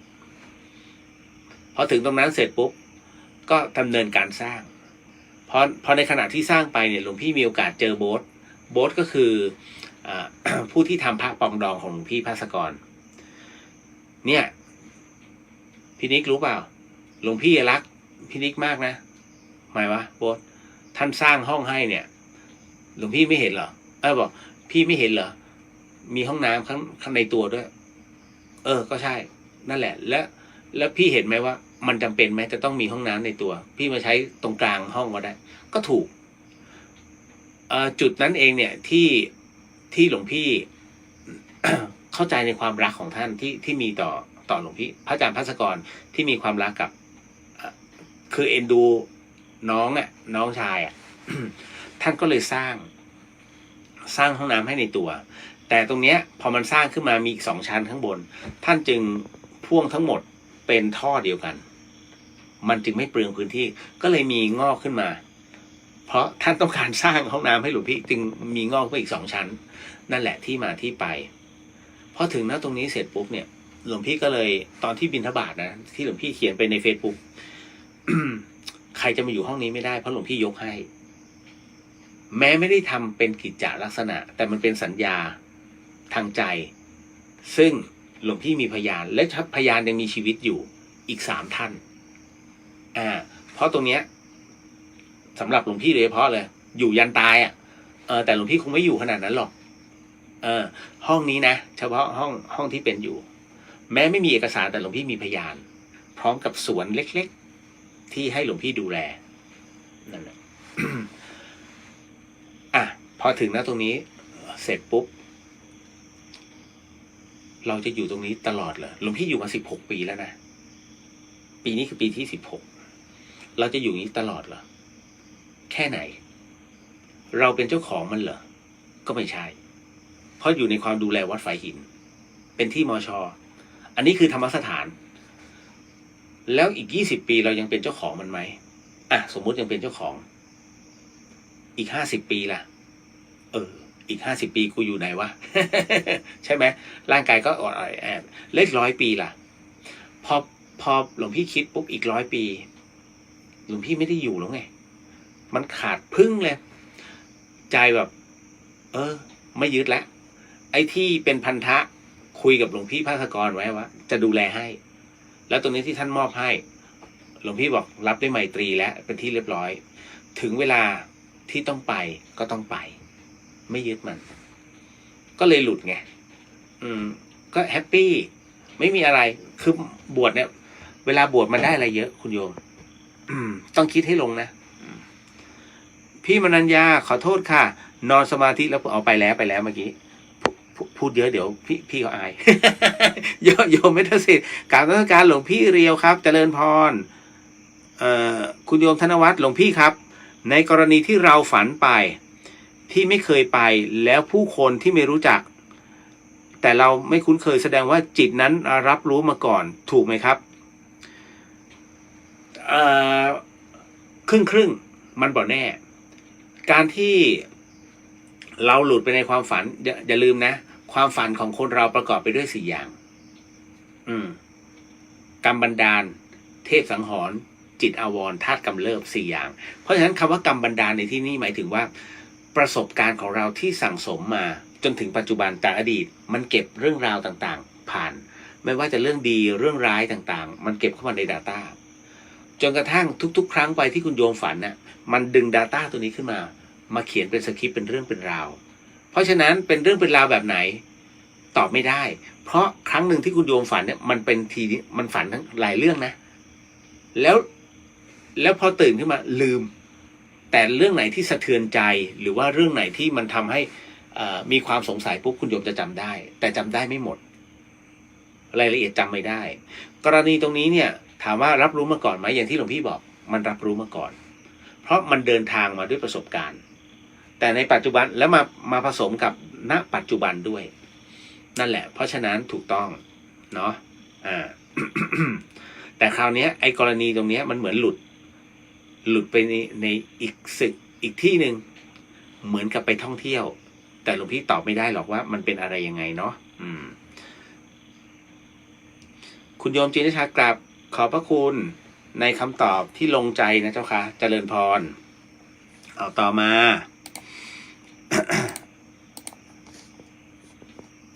โอ้โหสาธุพระอาจารย์ส่งลิงก์มาให้ ใน YouTube นะในเรื่องของคำถามต่อมาขึ้นมาก็หลวงอาเลยโกรธอะ หลวงอาครับพอดีบ้านอยู่ติดป่าเหี้ยวครับป่าเหี้ยวหมายถึงป่าช้าภาษาเหนือเอาพอดีบ้านอยู่ติดป่าช้าเวลาเขาเผาศพทีหนึ่งมันก็จะมีขี้เถ้าลอยมาตกที่บ้านยิ่งวันไหนแม่ตากผ้าแล้วไม่ได้เก็บผ้าวันนั้นถึงกับต้องซักใหม่อยากถามว่าวิญญาณนั้นเขาจะมาที่บ้านผมไหม หลวงอาพอจะมีวิธีแก้ไหม โถเด็กน่ารักมากคือที่เชียงใหม่ หรือทั่วไปในเขตทั้งภาคเหนืออีสานใต้บางที่ยังเผาเป็นเชิงตะกอนอยู่นะคุณโยมไม่ใช่ว่าเจริญเหมือนกับที่คุณโยมเจอในกรุงเทพแล้วต้องเป็นเตาไฟฟ้ากดปุ้งวุบควบคุมความร้อนได้ไม่ที่นี่เขากองฟอนนั่นน่ะแล้วคราวนี้พอเผากองฟอนเนี่ยมันก็ฟุ้งพอฟุ้งเสร็จปุ๊บมีลมหวนเข้ามาเรียบร้อยเลยบ้านใครที่อยู่ใกล้ๆรัศมี1 กิโลเรียบร้อยในระแวกนั้นขี้เถ้าเนี่ยเท่าของอะไรเท่าของเศษไม้กระดาษบ้างแต่ถามว่าฝุ่นจากกระดูกมีไหมมีนะยิ่งกลิ่นฟอร์มาลีนเนี่ยที่ฉีดอ่ะโอ้คุณโยมแสบตามากเพราะฉะนั้นพวกนี้มันจะคลุ้งไปในอากาศแล้วมันก็ไปตกแต่ถ้าในขณะที่ฟุ้งไปเนี่ยแล้วฝนตกเจริญพรเลย นะมันก็จะไอตัวฟอร์มาลีนที่มันฟุ้งเนี่ยมันก็จะลงไปที่ผ้ากลิ่นมันก็จัดนะหอมหวนต้องซักใหม่บางทีผ้าเหลืองวิธีแก้ก็คือว่าซัก ซักแล้วก็อบโยมแค่นั้นเลยมันทำอะไรไม่ได้ไงเพราะว่าทิศทางลมมันกำหนดไม่ได้นอกจากว่าเขาจะปรับพื้นที่ใหม่เป็นเมนนั่นแหละแล้วก็เผาแก๊สมันก็จะไม่ฟุ้งมันก็จะอยู่ณตรงนั้นเนาะมันทำอะไรไม่ได้เพราะป่าช้าแล้วยังเป็นรูปแบบของดั้งเดิมเป็นวิถีของประเพณีนี่แหละ ถามว่าแล้ววิญญาณเขาจะมาไหมเขาจะคุณโยมวิญญาณคือดวงจิตของคนหนึ่งคุณโยมผูกพันเขาไหมล่ะถ้าผูกพันนะเขาไปแต่ถ้าไม่ผูกพันนะไม่เกี่ยวเลยแล้วก็พอหลวงพี่พูดอย่างนี้เสร็จปุ๊บโยมก็จะบอกว่าอุ้ยตายแล้วดิฉันรู้จักเขาด้วยทำไงเดี๋ยวรู้จักมันมีหลายเลเวลสนิทไหมสนิทแบบโอ้โหกอดคอไปนู่นไปนี่ด้วยกันไหมอันนี้เขาเรียกสนิทมากกับรู้จักทักทายพอรู้สนิทพอจะรู้เขาเรียกในเรื่องของอุปนิสัยใจคอกันอันนี้ก็อีกเลเวลหนึ่งอีกประเภทหนึ่งก็คือรู้จักเผินๆอีกเลเวลหนึ่งกับรู้จักเขาคนบ้านนี้อันนี้ไม่เกี่ยวเลยเพราะฉะนั้นมันไม่ไปไอ้ดวงจิตตรงเนี้ยไม่ไปหาหรอกเนาะโยมหลานแหมหลวงอา นะวิญญาณไม่ไปหรอกเราไม่ได้ไปเกี่ยวข้องกับเขาจบพอพูดเรื่องผีนี่ผีทั้งนั้นเลยเนี่ยคราวนี้มาแล้วเดี๋ยว ทำไมอารมณ์โกรธจึงรุนแรงกว่าอารมณ์ดีใจจริงเหรอหลวงพี่ว่าเท่ากันโกรธเนี่ยมันเป็นพลังหนักพลังลบที่หนักมากเพราะฉะนั้นพลังลบที่หนักมากเนี่ยคุณโยมจะเทน้ำหนักไปที่ภาวะอารมณ์ถูกไหมเวลาโกรธโมโหขับรถไปมึงรีบไปหาใคร มึงเหรอ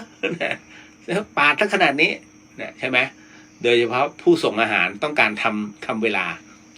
นะก็ถูกสรรเสริญตามหลังกันเยอะ เอาดีๆเขาก็เยอะแหมแต่คราวนี้พอขับไปขี่ไปด่าเข้าไปไอ้กรณีถามว่าเป็นอารมณ์โกรธถูกไหมมันพลังหนักแน่นแล้วดีใจเอาตอนไหนมาบางทีถูกหวยรางวัลที่ 1เนี่ยโอ้แทบจะกรี๊ดบ้านพังถูกไหมมันดีใจเฮ้ยอยู่ๆถูกหวยมีอะไรเข้ามาหรือว่าส่วนใหญ่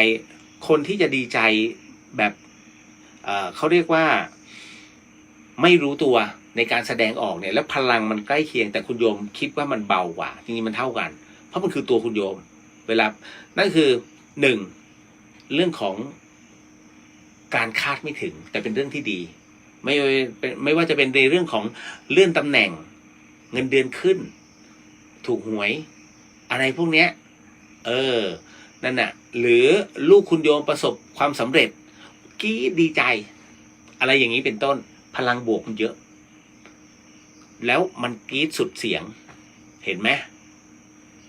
แล้วเวลาโกรธล่ะด่าสุดเสียงก็เสียงมีแค่ไหนก็แค่นั้น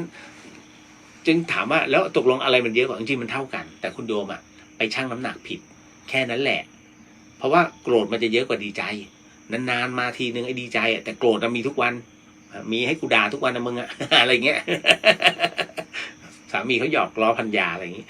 เพราะฉะนั้นณตรงนี้นี่เองถ้าเราพูดถึงในเรื่องของหลักธรรมะนี่คือเขาเรียกว่าจิตตานุปัสสนาสติปัฏฐานนะมันอยู่ใน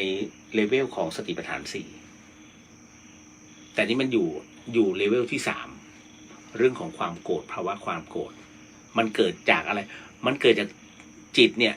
ที่มันเกิดจากอายตนะกับธาตุอินทรีย์เพราะฉะนั้นอะไรล่ะตาเมื่อตาไปกระทบเนี่ยใช่ไหมมันก็เกิดสภาวะแบบนี้มันจิตมันตัวสภาวะจิตมันก็อยู่ที่ตาอายตนะทั้งหมดจมูก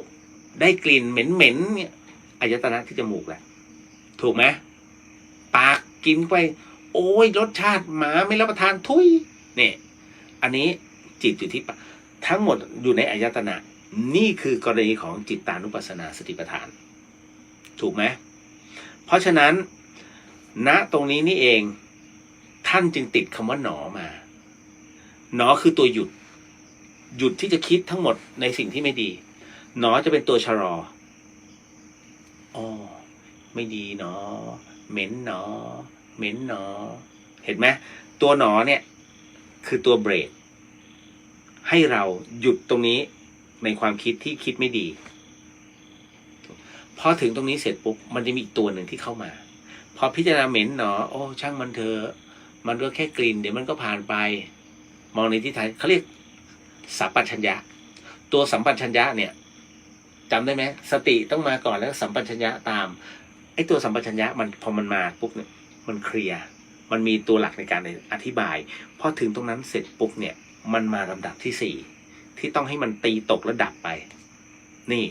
ตัวนี้ก็คือเขาเรียกว่าตัวธรรมานุปัสสนาสติปัฏฐาน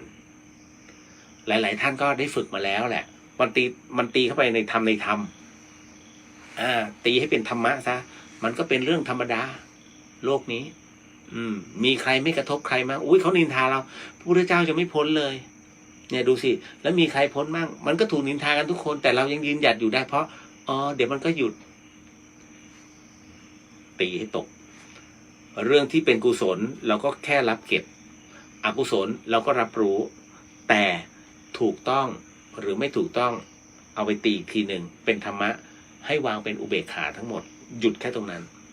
จบเลยนี่คือวิธีการสกัดสภาวะอารมณ์แต่อย่าไปช่างมันว่าโกรธกับดีใจอะไรมันแรงกว่า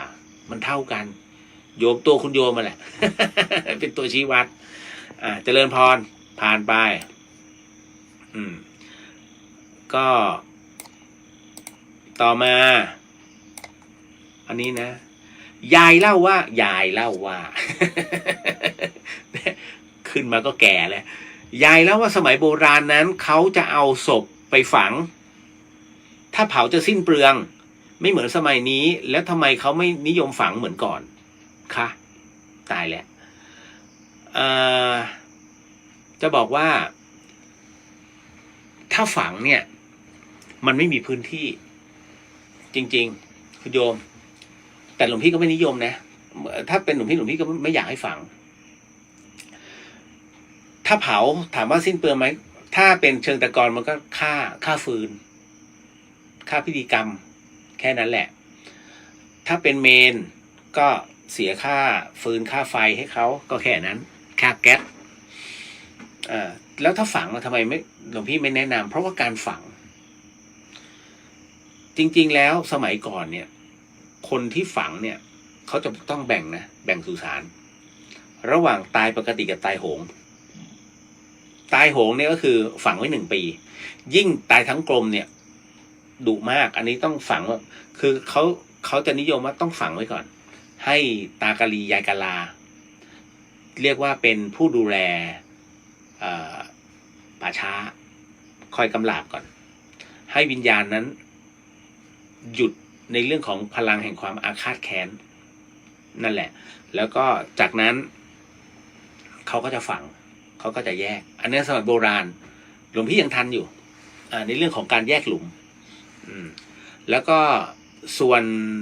ตายทั้งกลมเนี่ยเขาต้องเอาลูกก่อนเขาต้องเอาเด็กออกจากท้องก่อน โดยการผ่า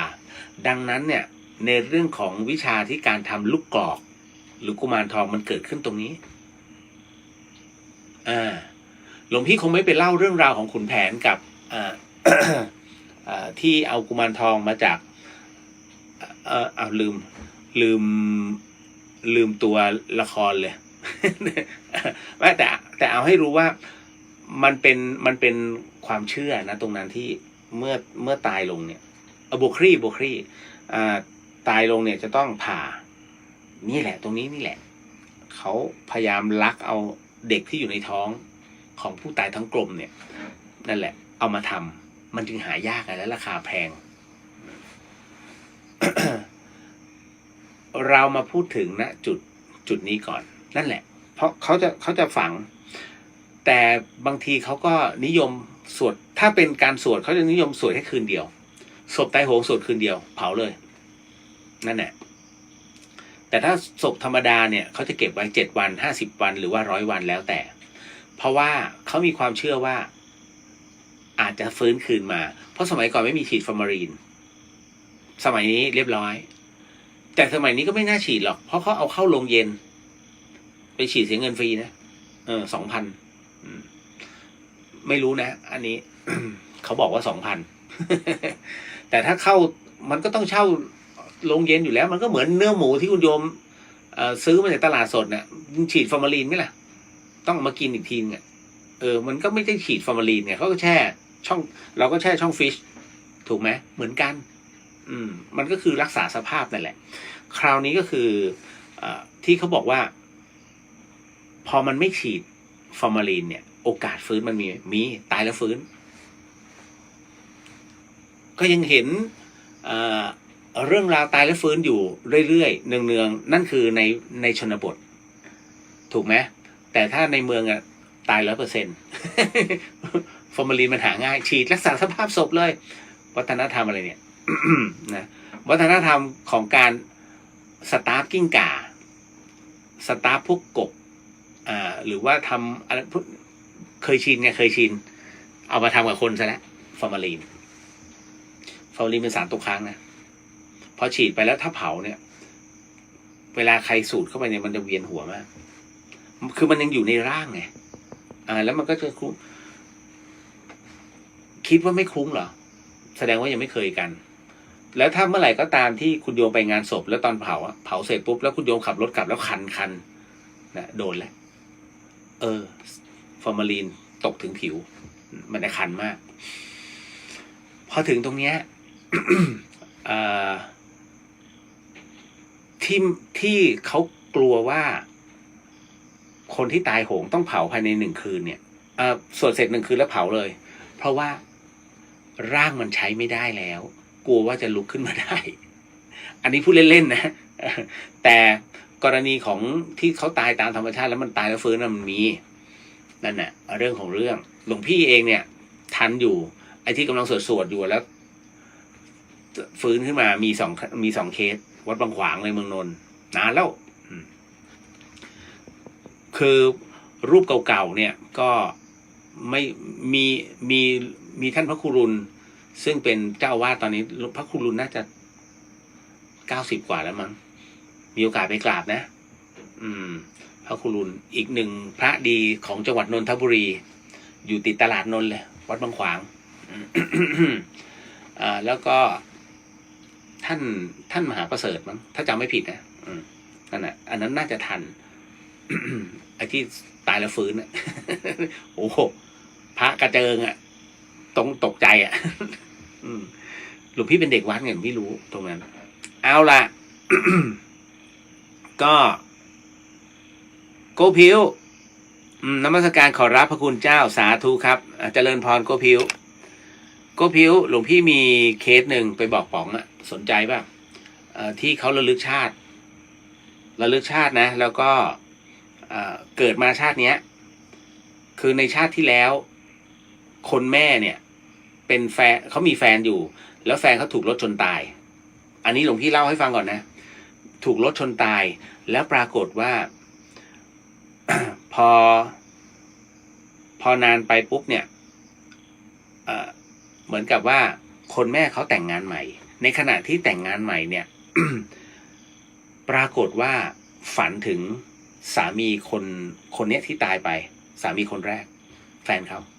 แล้วบอกว่าฉันจะมาอยู่ด้วยนะเธอ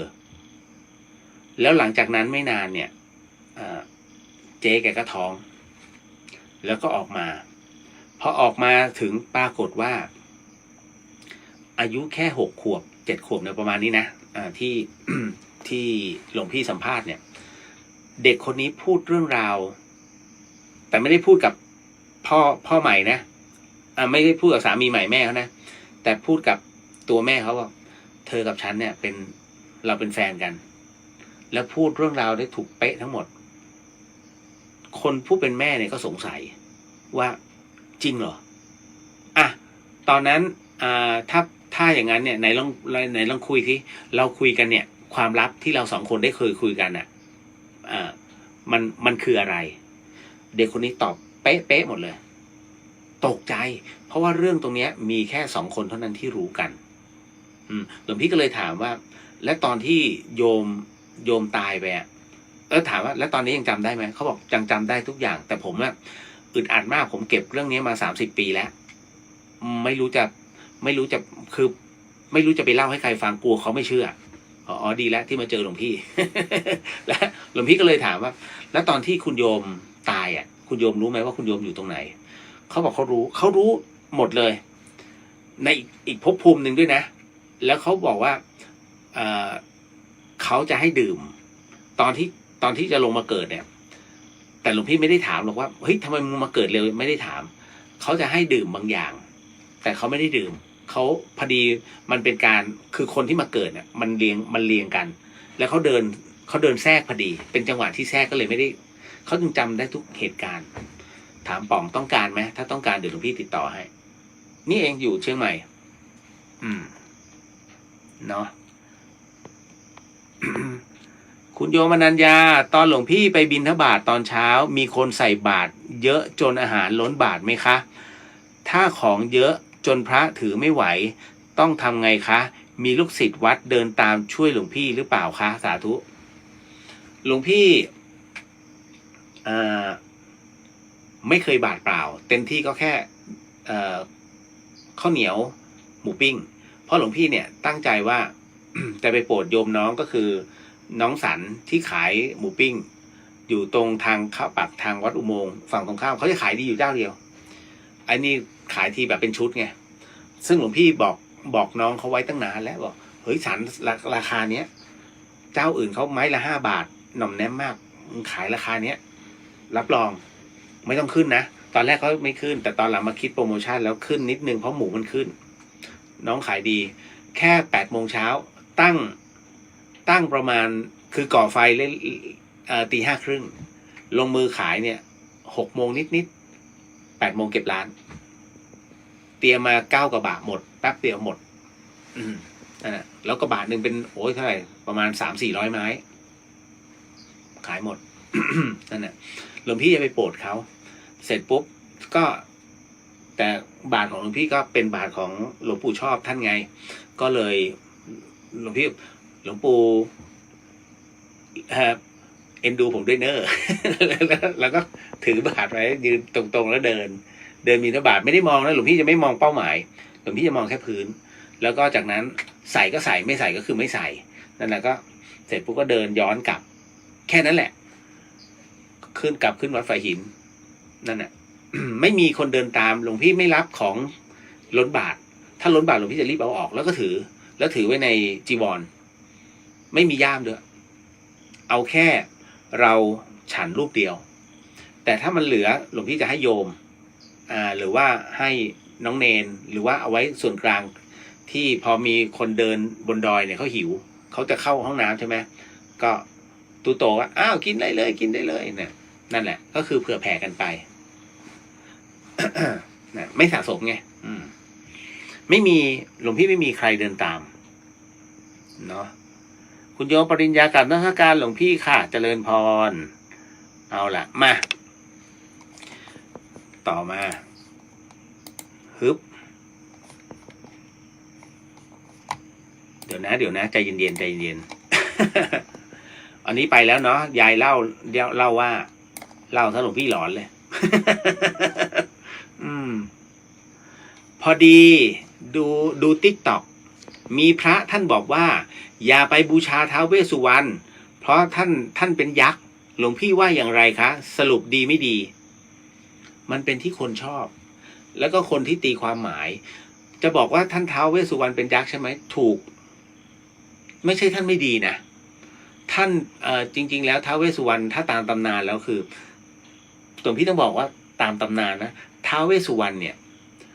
ท่านเป็นเขาเรียกว่าเจ้าแห่งวิญญาณถูกไหมเพราะฉะนั้นท่านประจำอยู่ที่สวรรค์ชั้นจาตุมหาราชิกาสวรรค์ชั้นจาตุมหาราชิกานั้นเนี่ยจะมีด้วยกันจะมีท่านเป็นผู้ดูแลเป็นผู้คุมกฎทั้ง4ทิศที่เรามีความเชื่อเช่นนั้นนะก็คือท่านท้าวเวสสุวรรณหรือว่าท้าวกุเวนอันนี้ท่านจะอยู่ทิศเหนือนี่เลยทำหน้าที่เลยปกครองพวกวิญญาณนะแล้วก็พวกยักษ์ด้วยกันท้าววิรุณ6เนี่ยจะอยู่ทิศใต้แล้วก็จะปกครองพวกกุมพันธ์พวกที่ชอบกินชอบกินอาหารชอบชิมนะส่วนท้าววิรุณ6นั้นจะอยู่ทิศตะวันตกอันนี้พวกปกครองพวกนาคพวกดูแลทรัพย์สินนี่แหละส่วนท่านท้าวทัตตรสนั้นจะอยู่ทางด้านทิศตะวันออกอันนี้ทำหน้าที่ดูแลคนทันคือใครคนทันก็คือพวกศิลปินพวกนักร้องพวกนักแสดงทั้งหลายที่ตายลงนั่นแหละก็จะไปเป็นคนทันพวกนักร้องนักแสดงนั่นแหละก็จะเป็นอยู่ในจัดกลุ่มพวกนี้จะถือนาคอะไรก็แล้วแต่ถ้าท่านเป็นนักแสดงเนี่ยตายไปท่านจะอยู่ในท่านจะไม่อยู่ในหมู่นาคเป็นผู้สนับสนุนแต่ท่านคือนักแสดงท่านอยู่ในกลุ่มของคนทันยังไงก็คือท่านก็ต้องท้าวทัตตรส100%แต่คราวนี้ก็คือว่าสวรรค์ชั้นจาตุมาราชิกาเนี่ยอยู่ตรงไหนของจักรวาลว่ากันว่าจาตุมาราชิกานั้นอยู่เขาเรียกว่าเป็นสวรรค์ที่อยู่บนเรียกตีนเขาพระสุเมรุเชิงเขาพระสุเมรุเพราะถ้าสุดบนยอดพระสุเมรุคือดาวดึงส์เพราะฉะนั้นณตรงนี้นี่เองเนี่ย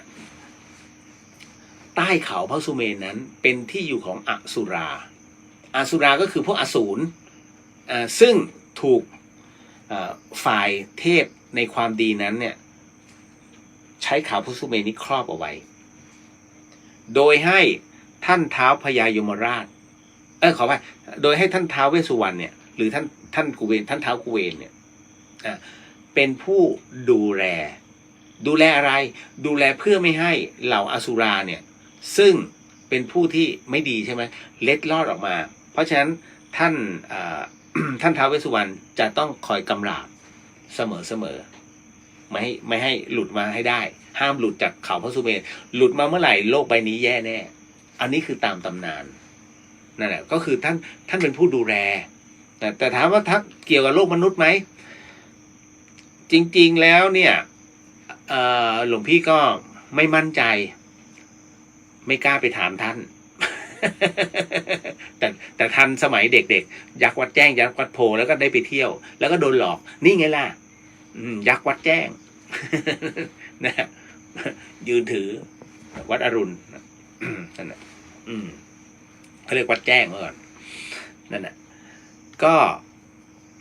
บูชาแล้วแต่คนชอบเนาะจะไปบอกว่าดีไม่ดีอะไรก็ตามเนี่ยอย่าไปสรุปหลวงพี่ยังไม่กล้าสรุปเพราะว่าถ้ามันไม่ใช่ขึ้นมามันก็กลายเป็นมุสาเห็นไหมรอบคอบขึ้นตั้งแต่บวชนี่รอบคอบขึ้น ไม่มีตัวอย่างเยอะ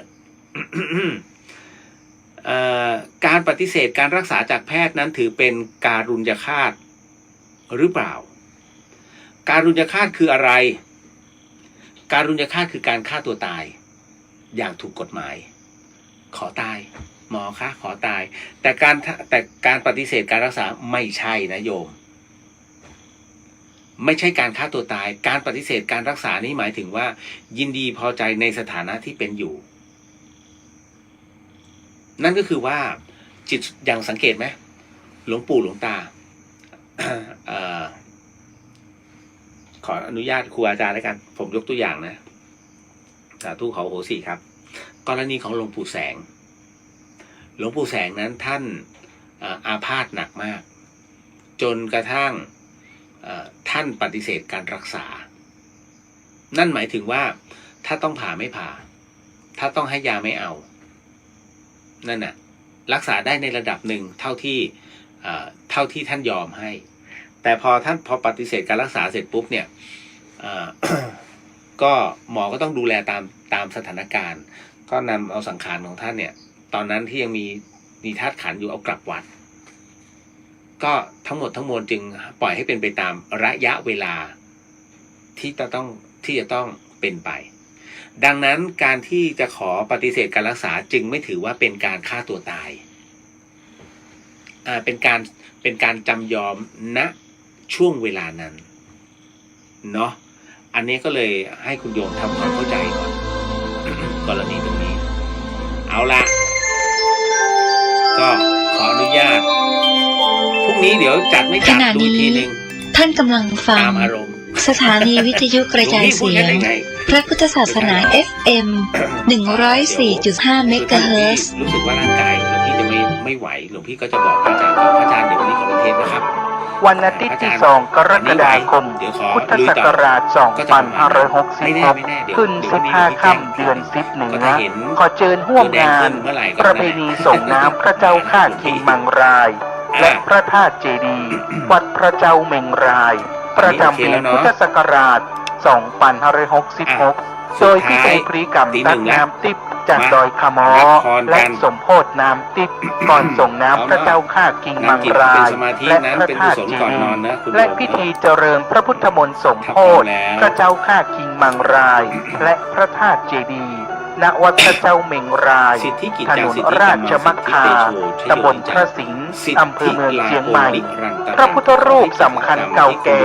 คู่บ้านคู่เวียงนครเชียงใหม่สร้างขึ้นสมัยพญามังรายมหาราชครั้งแรกสร้างเวียงเชียงใหม่และท้ายที่สุดขอให้มีพระนิพพานเป็นอารมณ์ทั้งหมดคณะสงฆ์ครูบาอาจารย์พระนักจัดรายการสถานีวิทยุพระนักเผยแพร่เจ้าหน้าที่ผู้จัดรายการเครือข่ายสถานีวิทยุคลื่นสีขาวเพื่อชาวประชาขอเชิญพุทธศาสนิกชนนักศิลป์นักบุญทุกท่านร่วมทำบุญหล่อเทียนพรรษาประจำปี 2566 เพื่อสมทบทุนโรงเรียนทุ่งโป่งตำบลเมืองปานอำเภอเมืองปานจังหวัดลำปางและสถานีวิทยุเพื่อการศึกษาวิทยาลัยสงฆ์นครลำปาง FM 106.50 เมกะเฮิรตซ์ร่วมทำบุญแผ่นเทียนธรรมจักรแผ่นละ20 บาทหล่อเทียนพรรษาถวายวัดพระบาทอุดมตำบลเวียงอำเภอฝางจังหวัดเชียงใหม่หรือร่วมทำบุญตามกำลังศรัทธารอเทียนพรรษาจำนวน9 เล่มและถวายเทียนพรรษา15 หัววัดวันที่15 กรกฎาคม 2566 เวลา 8:30 นาทีถึง 17 นาฬิกาณวัดตุ่งโป่งตำบลเมืองปานอำเภอเมืองปานจังหวัดลำปางเดินทางไปร่วมบุญถวายเทียนพรรษาในพื้นที่อำเภอฝางจังหวัดเชียงใหม่ณวัดพระบาทอุดมอำเภอฝางจังหวัดเชียงใหม่วันที่13 สิงหาคม 2566 เวลา 14 นาฬิกาสามารถร่วมทำบุญได้ที่ธนาคารกรุงไทยชื่อบัญชีโครงการพัฒนาการศึกษาโรงเรียนขนาดเล็กอำเภอเมืองปานจังหวัดลำปางหมายเลขบัญชี 536-303-4255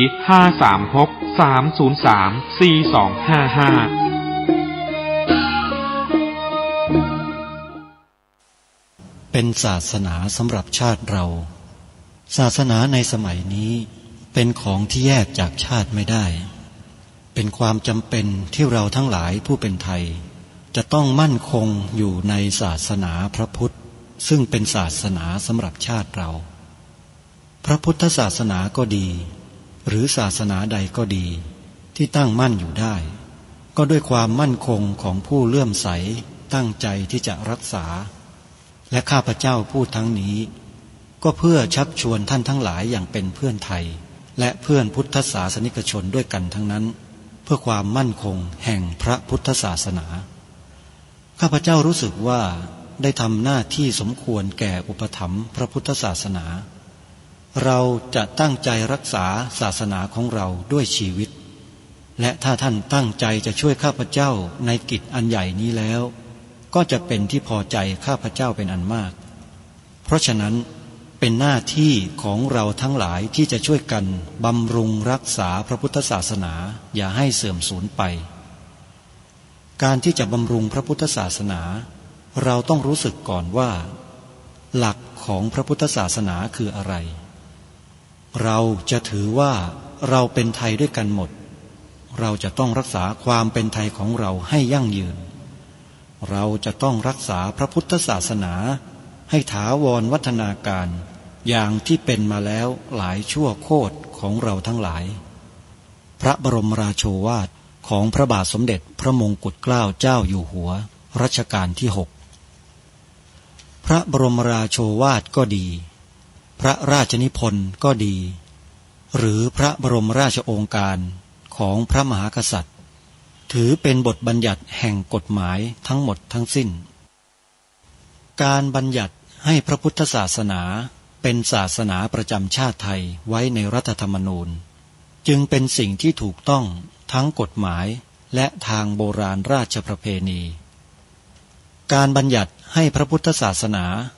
เป็นศาสนาประจำชาติไทยไว้ในรัฐธรรมนูญย่อมเป็นหลักค้ำประกันให้กับประชาชนคนไทยว่าตนได้ปฏิบัติตามกฎหมายอย่างแท้จริงการบัญญัติให้พระพุทธศาสนาเป็นศาสนาประจำชาติไทยไว้ในรัฐธรรมนูญมิได้เป็นการลิดรอนสิทธิเสรีภาพของผู้ใดแต่เป็นการยืนยันความจริงตามกฎหมายและประวัติศาสตร์ชาติไทยการบัญญัติให้พระพุทธศาสนาเป็นศาสนาประจำชาติไทยไว้ในรัฐธรรมนูญจะทำให้พระพุทธศาสนาได้รับการอุปถัมภ์และคุ้มครองจากรัฐดุจเดียวกันกับที่องค์พระมหากษัตริย์ทรงกระทำมาการบัญญัติให้พระพุทธศาสนาเป็นศาสนาประจำชาติไทยไว้ในรัฐธรรมนูญจะป้องกันพระพุทธศาสนาไม่ให้ถูกลัทธินิกายนอกศาสนากระทำการใดๆได้ด้วยอุบายต่างๆนานาการบัญญัติให้พระพุทธศาสนาเป็นศาสนาประจำชาติไทยไว้ในรัฐธรรมนูญจะทำให้สังคมไทยมีแต่ความสุขร่มเย็นเป็นธรรมทั้งต่อคนศาสนาอื่นและคนสัญชาติอื่นได้อย่างแท้จริงแต่ถ้าไม่บัญญัติให้พระพุทธศาสนาเป็นศาสนาประจำชาติไทยไว้ในรัฐธรรมนูญในอนาคตประเทศไทยจะต้องตกอยู่ในสถานะเดียวกันกับพื้นที่3จังหวัดชายแดนภาคใต้อย่างแน่นอนชื่อว่าวิทยุพุทธศาสนาทั่วไทยเพื่อติดตามรับฟังรายการนี้ได้ทุกวันสำหรับท่านที่ติดตามรับฟังรายการคดีโลกคดีธรรมผ่านแอปพลิเคชันท่านสามารถติดตามรับฟังได้ในช่วงเวลาดังต่อไปนี้เวลา 9 นาฬิกาติดตามรับฟังผ่านสถานีวิทยุวัดหนองกายอยู่ในลำดับที่16เวลา 10 นาฬิกาติดตามรับฟังผ่านสถานีวิทยุวัดป่าจริยธรรมอยู่ในลำดับที่1เวลา 11 นาฬิกาติดตามรับฟังผ่านสถานีวิทยุวัดฝายหินอยู่ในลำดับที่33เวลา 13 นาฬิกาสามารถติดตามรับฟังได้ในสถานีวิทยุวัดบ้านปลาคูนอยู่ในลำดับที่32และในช่วงกลางคืนสามารถติดตามรับฟังได้ในช่วงเวลา 23 นาฬิกาที่สถานีวิทยุวัดหนองกายและ1 นาฬิกาที่สถานีวิทยุวัดฝายหินจึงขอเรียนเชิญเจริญพรท่านผู้ฟังดาวน์โหลดแอปพลิเคชันนี้ไว้ในโทรศัพท์มือถือเพื่อติดตามรับฟังรายการคดีโลกคดีธรรมวันละหลายเวลาได้ขอกราบขอบพระคุณผู้อำนวยการสถานีวิทยุพระพุทธศาสนาแห่งชาติทุกคลื่นที่ ที่นำเนื้อหาของรายการคดีโลกคดีธรรมไปออนแอร์ออกอากาศและยินดีที่จะเปิดโอกาสให้สถานีวิทยุอื่นๆนำรายการนี้ไปบรรจุไว้ในผังรายการของท่านได้โดยไม่ต้องขออนุญาตยินดีเป็นอย่างยิ่งนะครับท่านสาธุชนผู้ฟังทุกท่านวันนี้รายการคดีโลกคดีธรรมจะได้อัญเชิญแนวพระราชดำริพระราชดำรัสซึ่งมีปรากฏอยู่เป็นบทพระราชนิพนธ์เทศนาเสือป่าความบางตอนมาอ่านออกอากาศให้เราท่านทั้งหลายได้เกิดความมั่นอกมั่นใจถึงสิ่งที่ทางรายการได้อัญเชิญมาให้พวกเราได้น้อมนำไปถือปฏิบัติให้เป็นประโยชน์ต่อส่วนรวมคือประเทศชาติพระพุทธศาสนาและสถาบันพระมหากษัตริย์ของเราสืบต่อไปพระองค์ท่านทรงทราบถึงสถานการณ์ของโลกเป็นอย่างดีและทรงทราบด้วยว่าประเทศไทยของเราในสมัยนั้นหรือสยามประเทศจะได้รับผลกระทบจากสิ่งใดสิ่งนั้นนั่นแหละพระองค์ท่านได้ทรงประมวลมาเป็นบทพระราชนิพนธ์เทศนาเสือป่าไว้พร้อมหมดทุกอย่างแล้วรายการคดีโลกคดีธรรมได้พยายามวิเคราะห์บทพระราชนิพนธ์เทศนาเสือป่าของพระองค์ท่านให้เข้ากับสถานการณ์ในปัจจุบันที่กำลังทำการศึกษากำลังติดตามอยู่ในขณะนั้นปรากฏว่าสิ่งที่พระองค์ได้ตรัสแสดงไว้ในเทศนาเสือป่าเนี่ยมาตรงกับเหตุการณ์สถานการณ์หลายๆอย่างที่เกิดขึ้นในประเทศไทยของเราหลายๆกรณีและแนวพระราชดำริของพระองค์ท่านในหลายๆประการนั้นสามารถนำมาใช้แก้ปัญหาสิ่งที่กำลังเกิดขึ้นในบ้านเมืองของเราในยุคนั้นได้จริงแม้แต่ในปัจจุบันนี้ก็ยังไม่ล้าสมัยและก็เชื่อว่าแม้แต่ในอนาคตข้างหน้าสิ่งที่พระองค์พระราชทานไว้ทั้งหมดนี้ก็สามารถนำมาใช้ได้อย่างภาคภูมิใจและได้ผลเป็นอย่างยิ่งท่านผู้ฟังทั้งหลายขอให้พวกเราท่านทั้งหลายเนี่ยเปิดหัวใจให้กว้างๆเปิดเพื่อรองรับแนวพระราชดำริของพระองค์ท่านที่ทรงฝากฝังไว้ให้แก่พวกเราลูกหลานไทยวันนี้เนี่ยได้น้อมรับในสิ่งที่พระองค์ได้พระราชทานนี้ไว้ให้โดยทั่วกันเพื่อเป็นเครื่องระวังและป้องกันประเทศชาติพระพุทธศาสนาและสถาบันพระมหากษัตริย์ของบ้านเมืองของเราไว้ด้วยกันเพราะไม่มีสิ่งอื่นใดเลยท่านที่ดูแล้วสังเกตแล้วพิจารณาแล้วจะมีประสิทธิภาพเกินกว่าแนวพระราชดำริ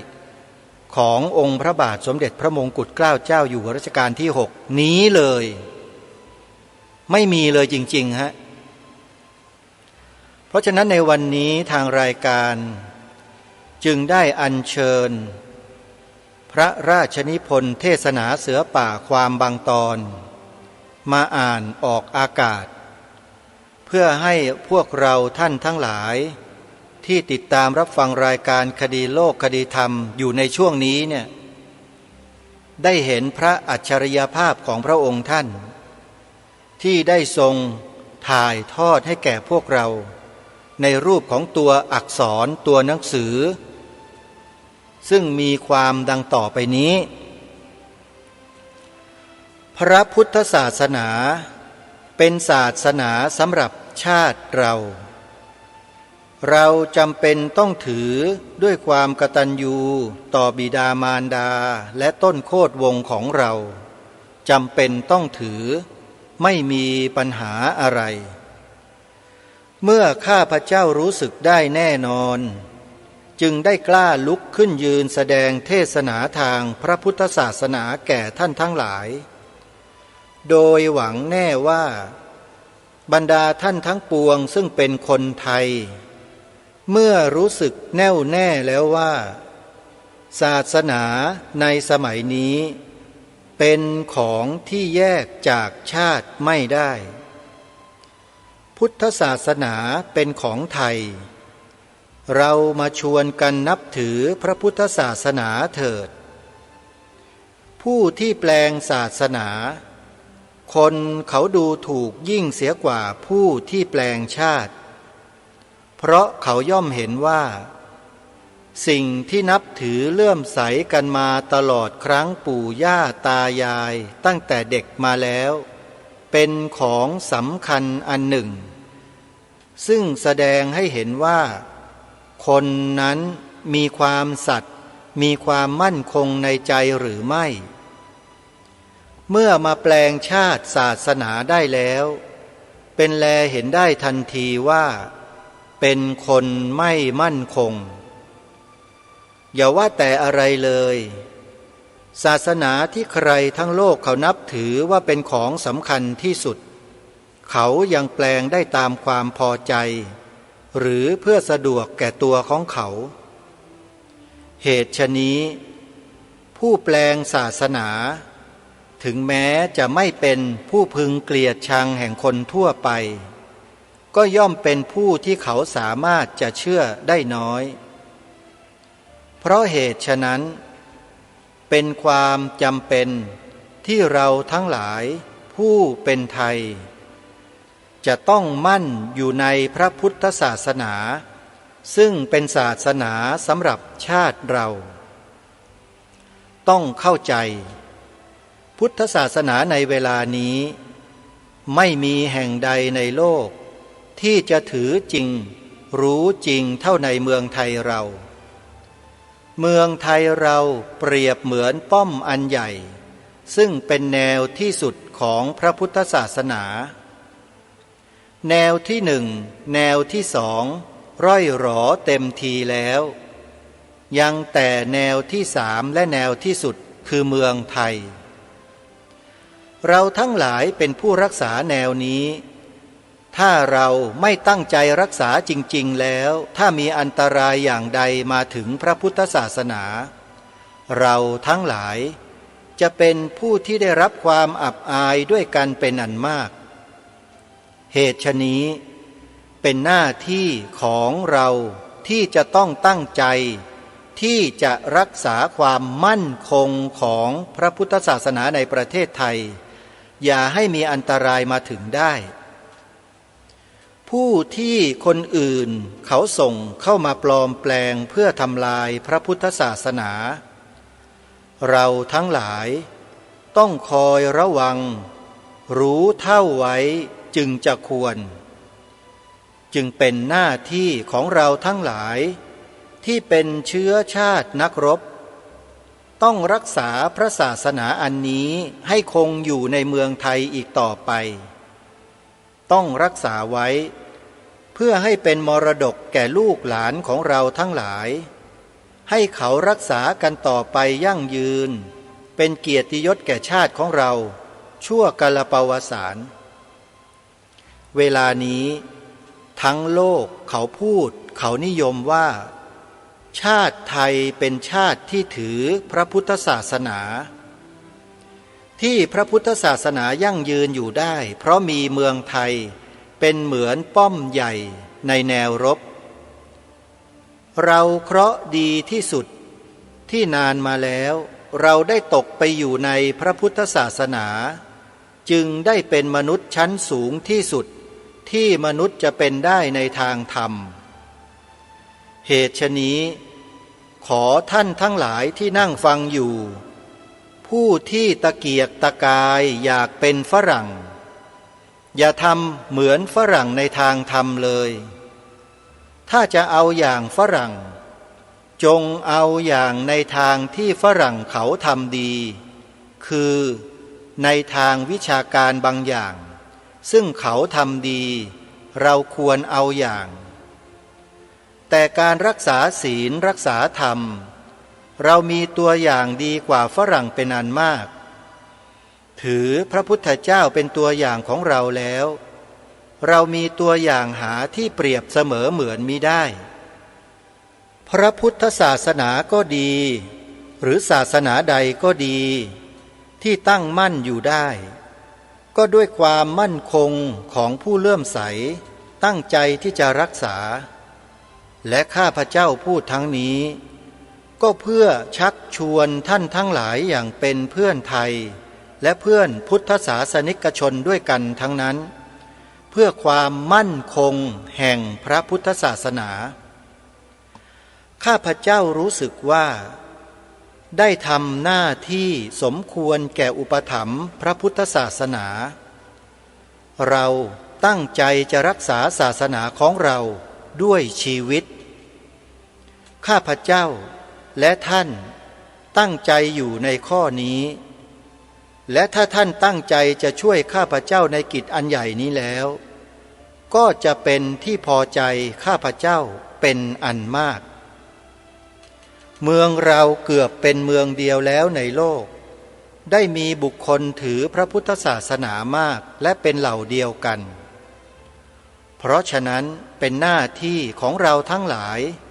ที่จะช่วยกันบำรุงรักษาพระพุทธศาสนาอย่าให้เสื่อมสูญไปการที่จะบำรุงพระพุทธศาสนาเราต้องรู้สึกก่อนว่าหลักของพระพุทธศาสนาคืออะไรเราทั้งหลายที่ยังไม่แน่ตั้งแต่วันนี้จะได้พร้อมกันตั้งใจว่าในส่วนตัวเราเองจะริษยากันก็ตามจะเป็นอย่างไรก็ตามจะทำการเช่นนี้ต่อเมื่อเวลาว่างไม่มีภัยเมื่อมีเหตุสำคัญจำเป็นที่เราจะต้องต่อสู้ชาติอื่นแม้การส่วนตัวของเราอย่างไรจะทำให้เสียประโยชน์แก่ชาติเราแล้วสิ่งนั้นเราจะทิ้งเสียเราจะรวมกันไม่ว่าในเวลานี้ชอบกันหรือชังกันเราจะถือว่าเราเป็นไทยด้วยกันหมดเราจะต้องรักษาความเป็นไทยของเราให้ยั่งยืนเราจะต้องรักษาพระพุทธศาสนาให้ถาวรวัฒนาการอย่างที่เป็นมาแล้วหลายชั่วโคตรของเราทั้งหลายนี่คือ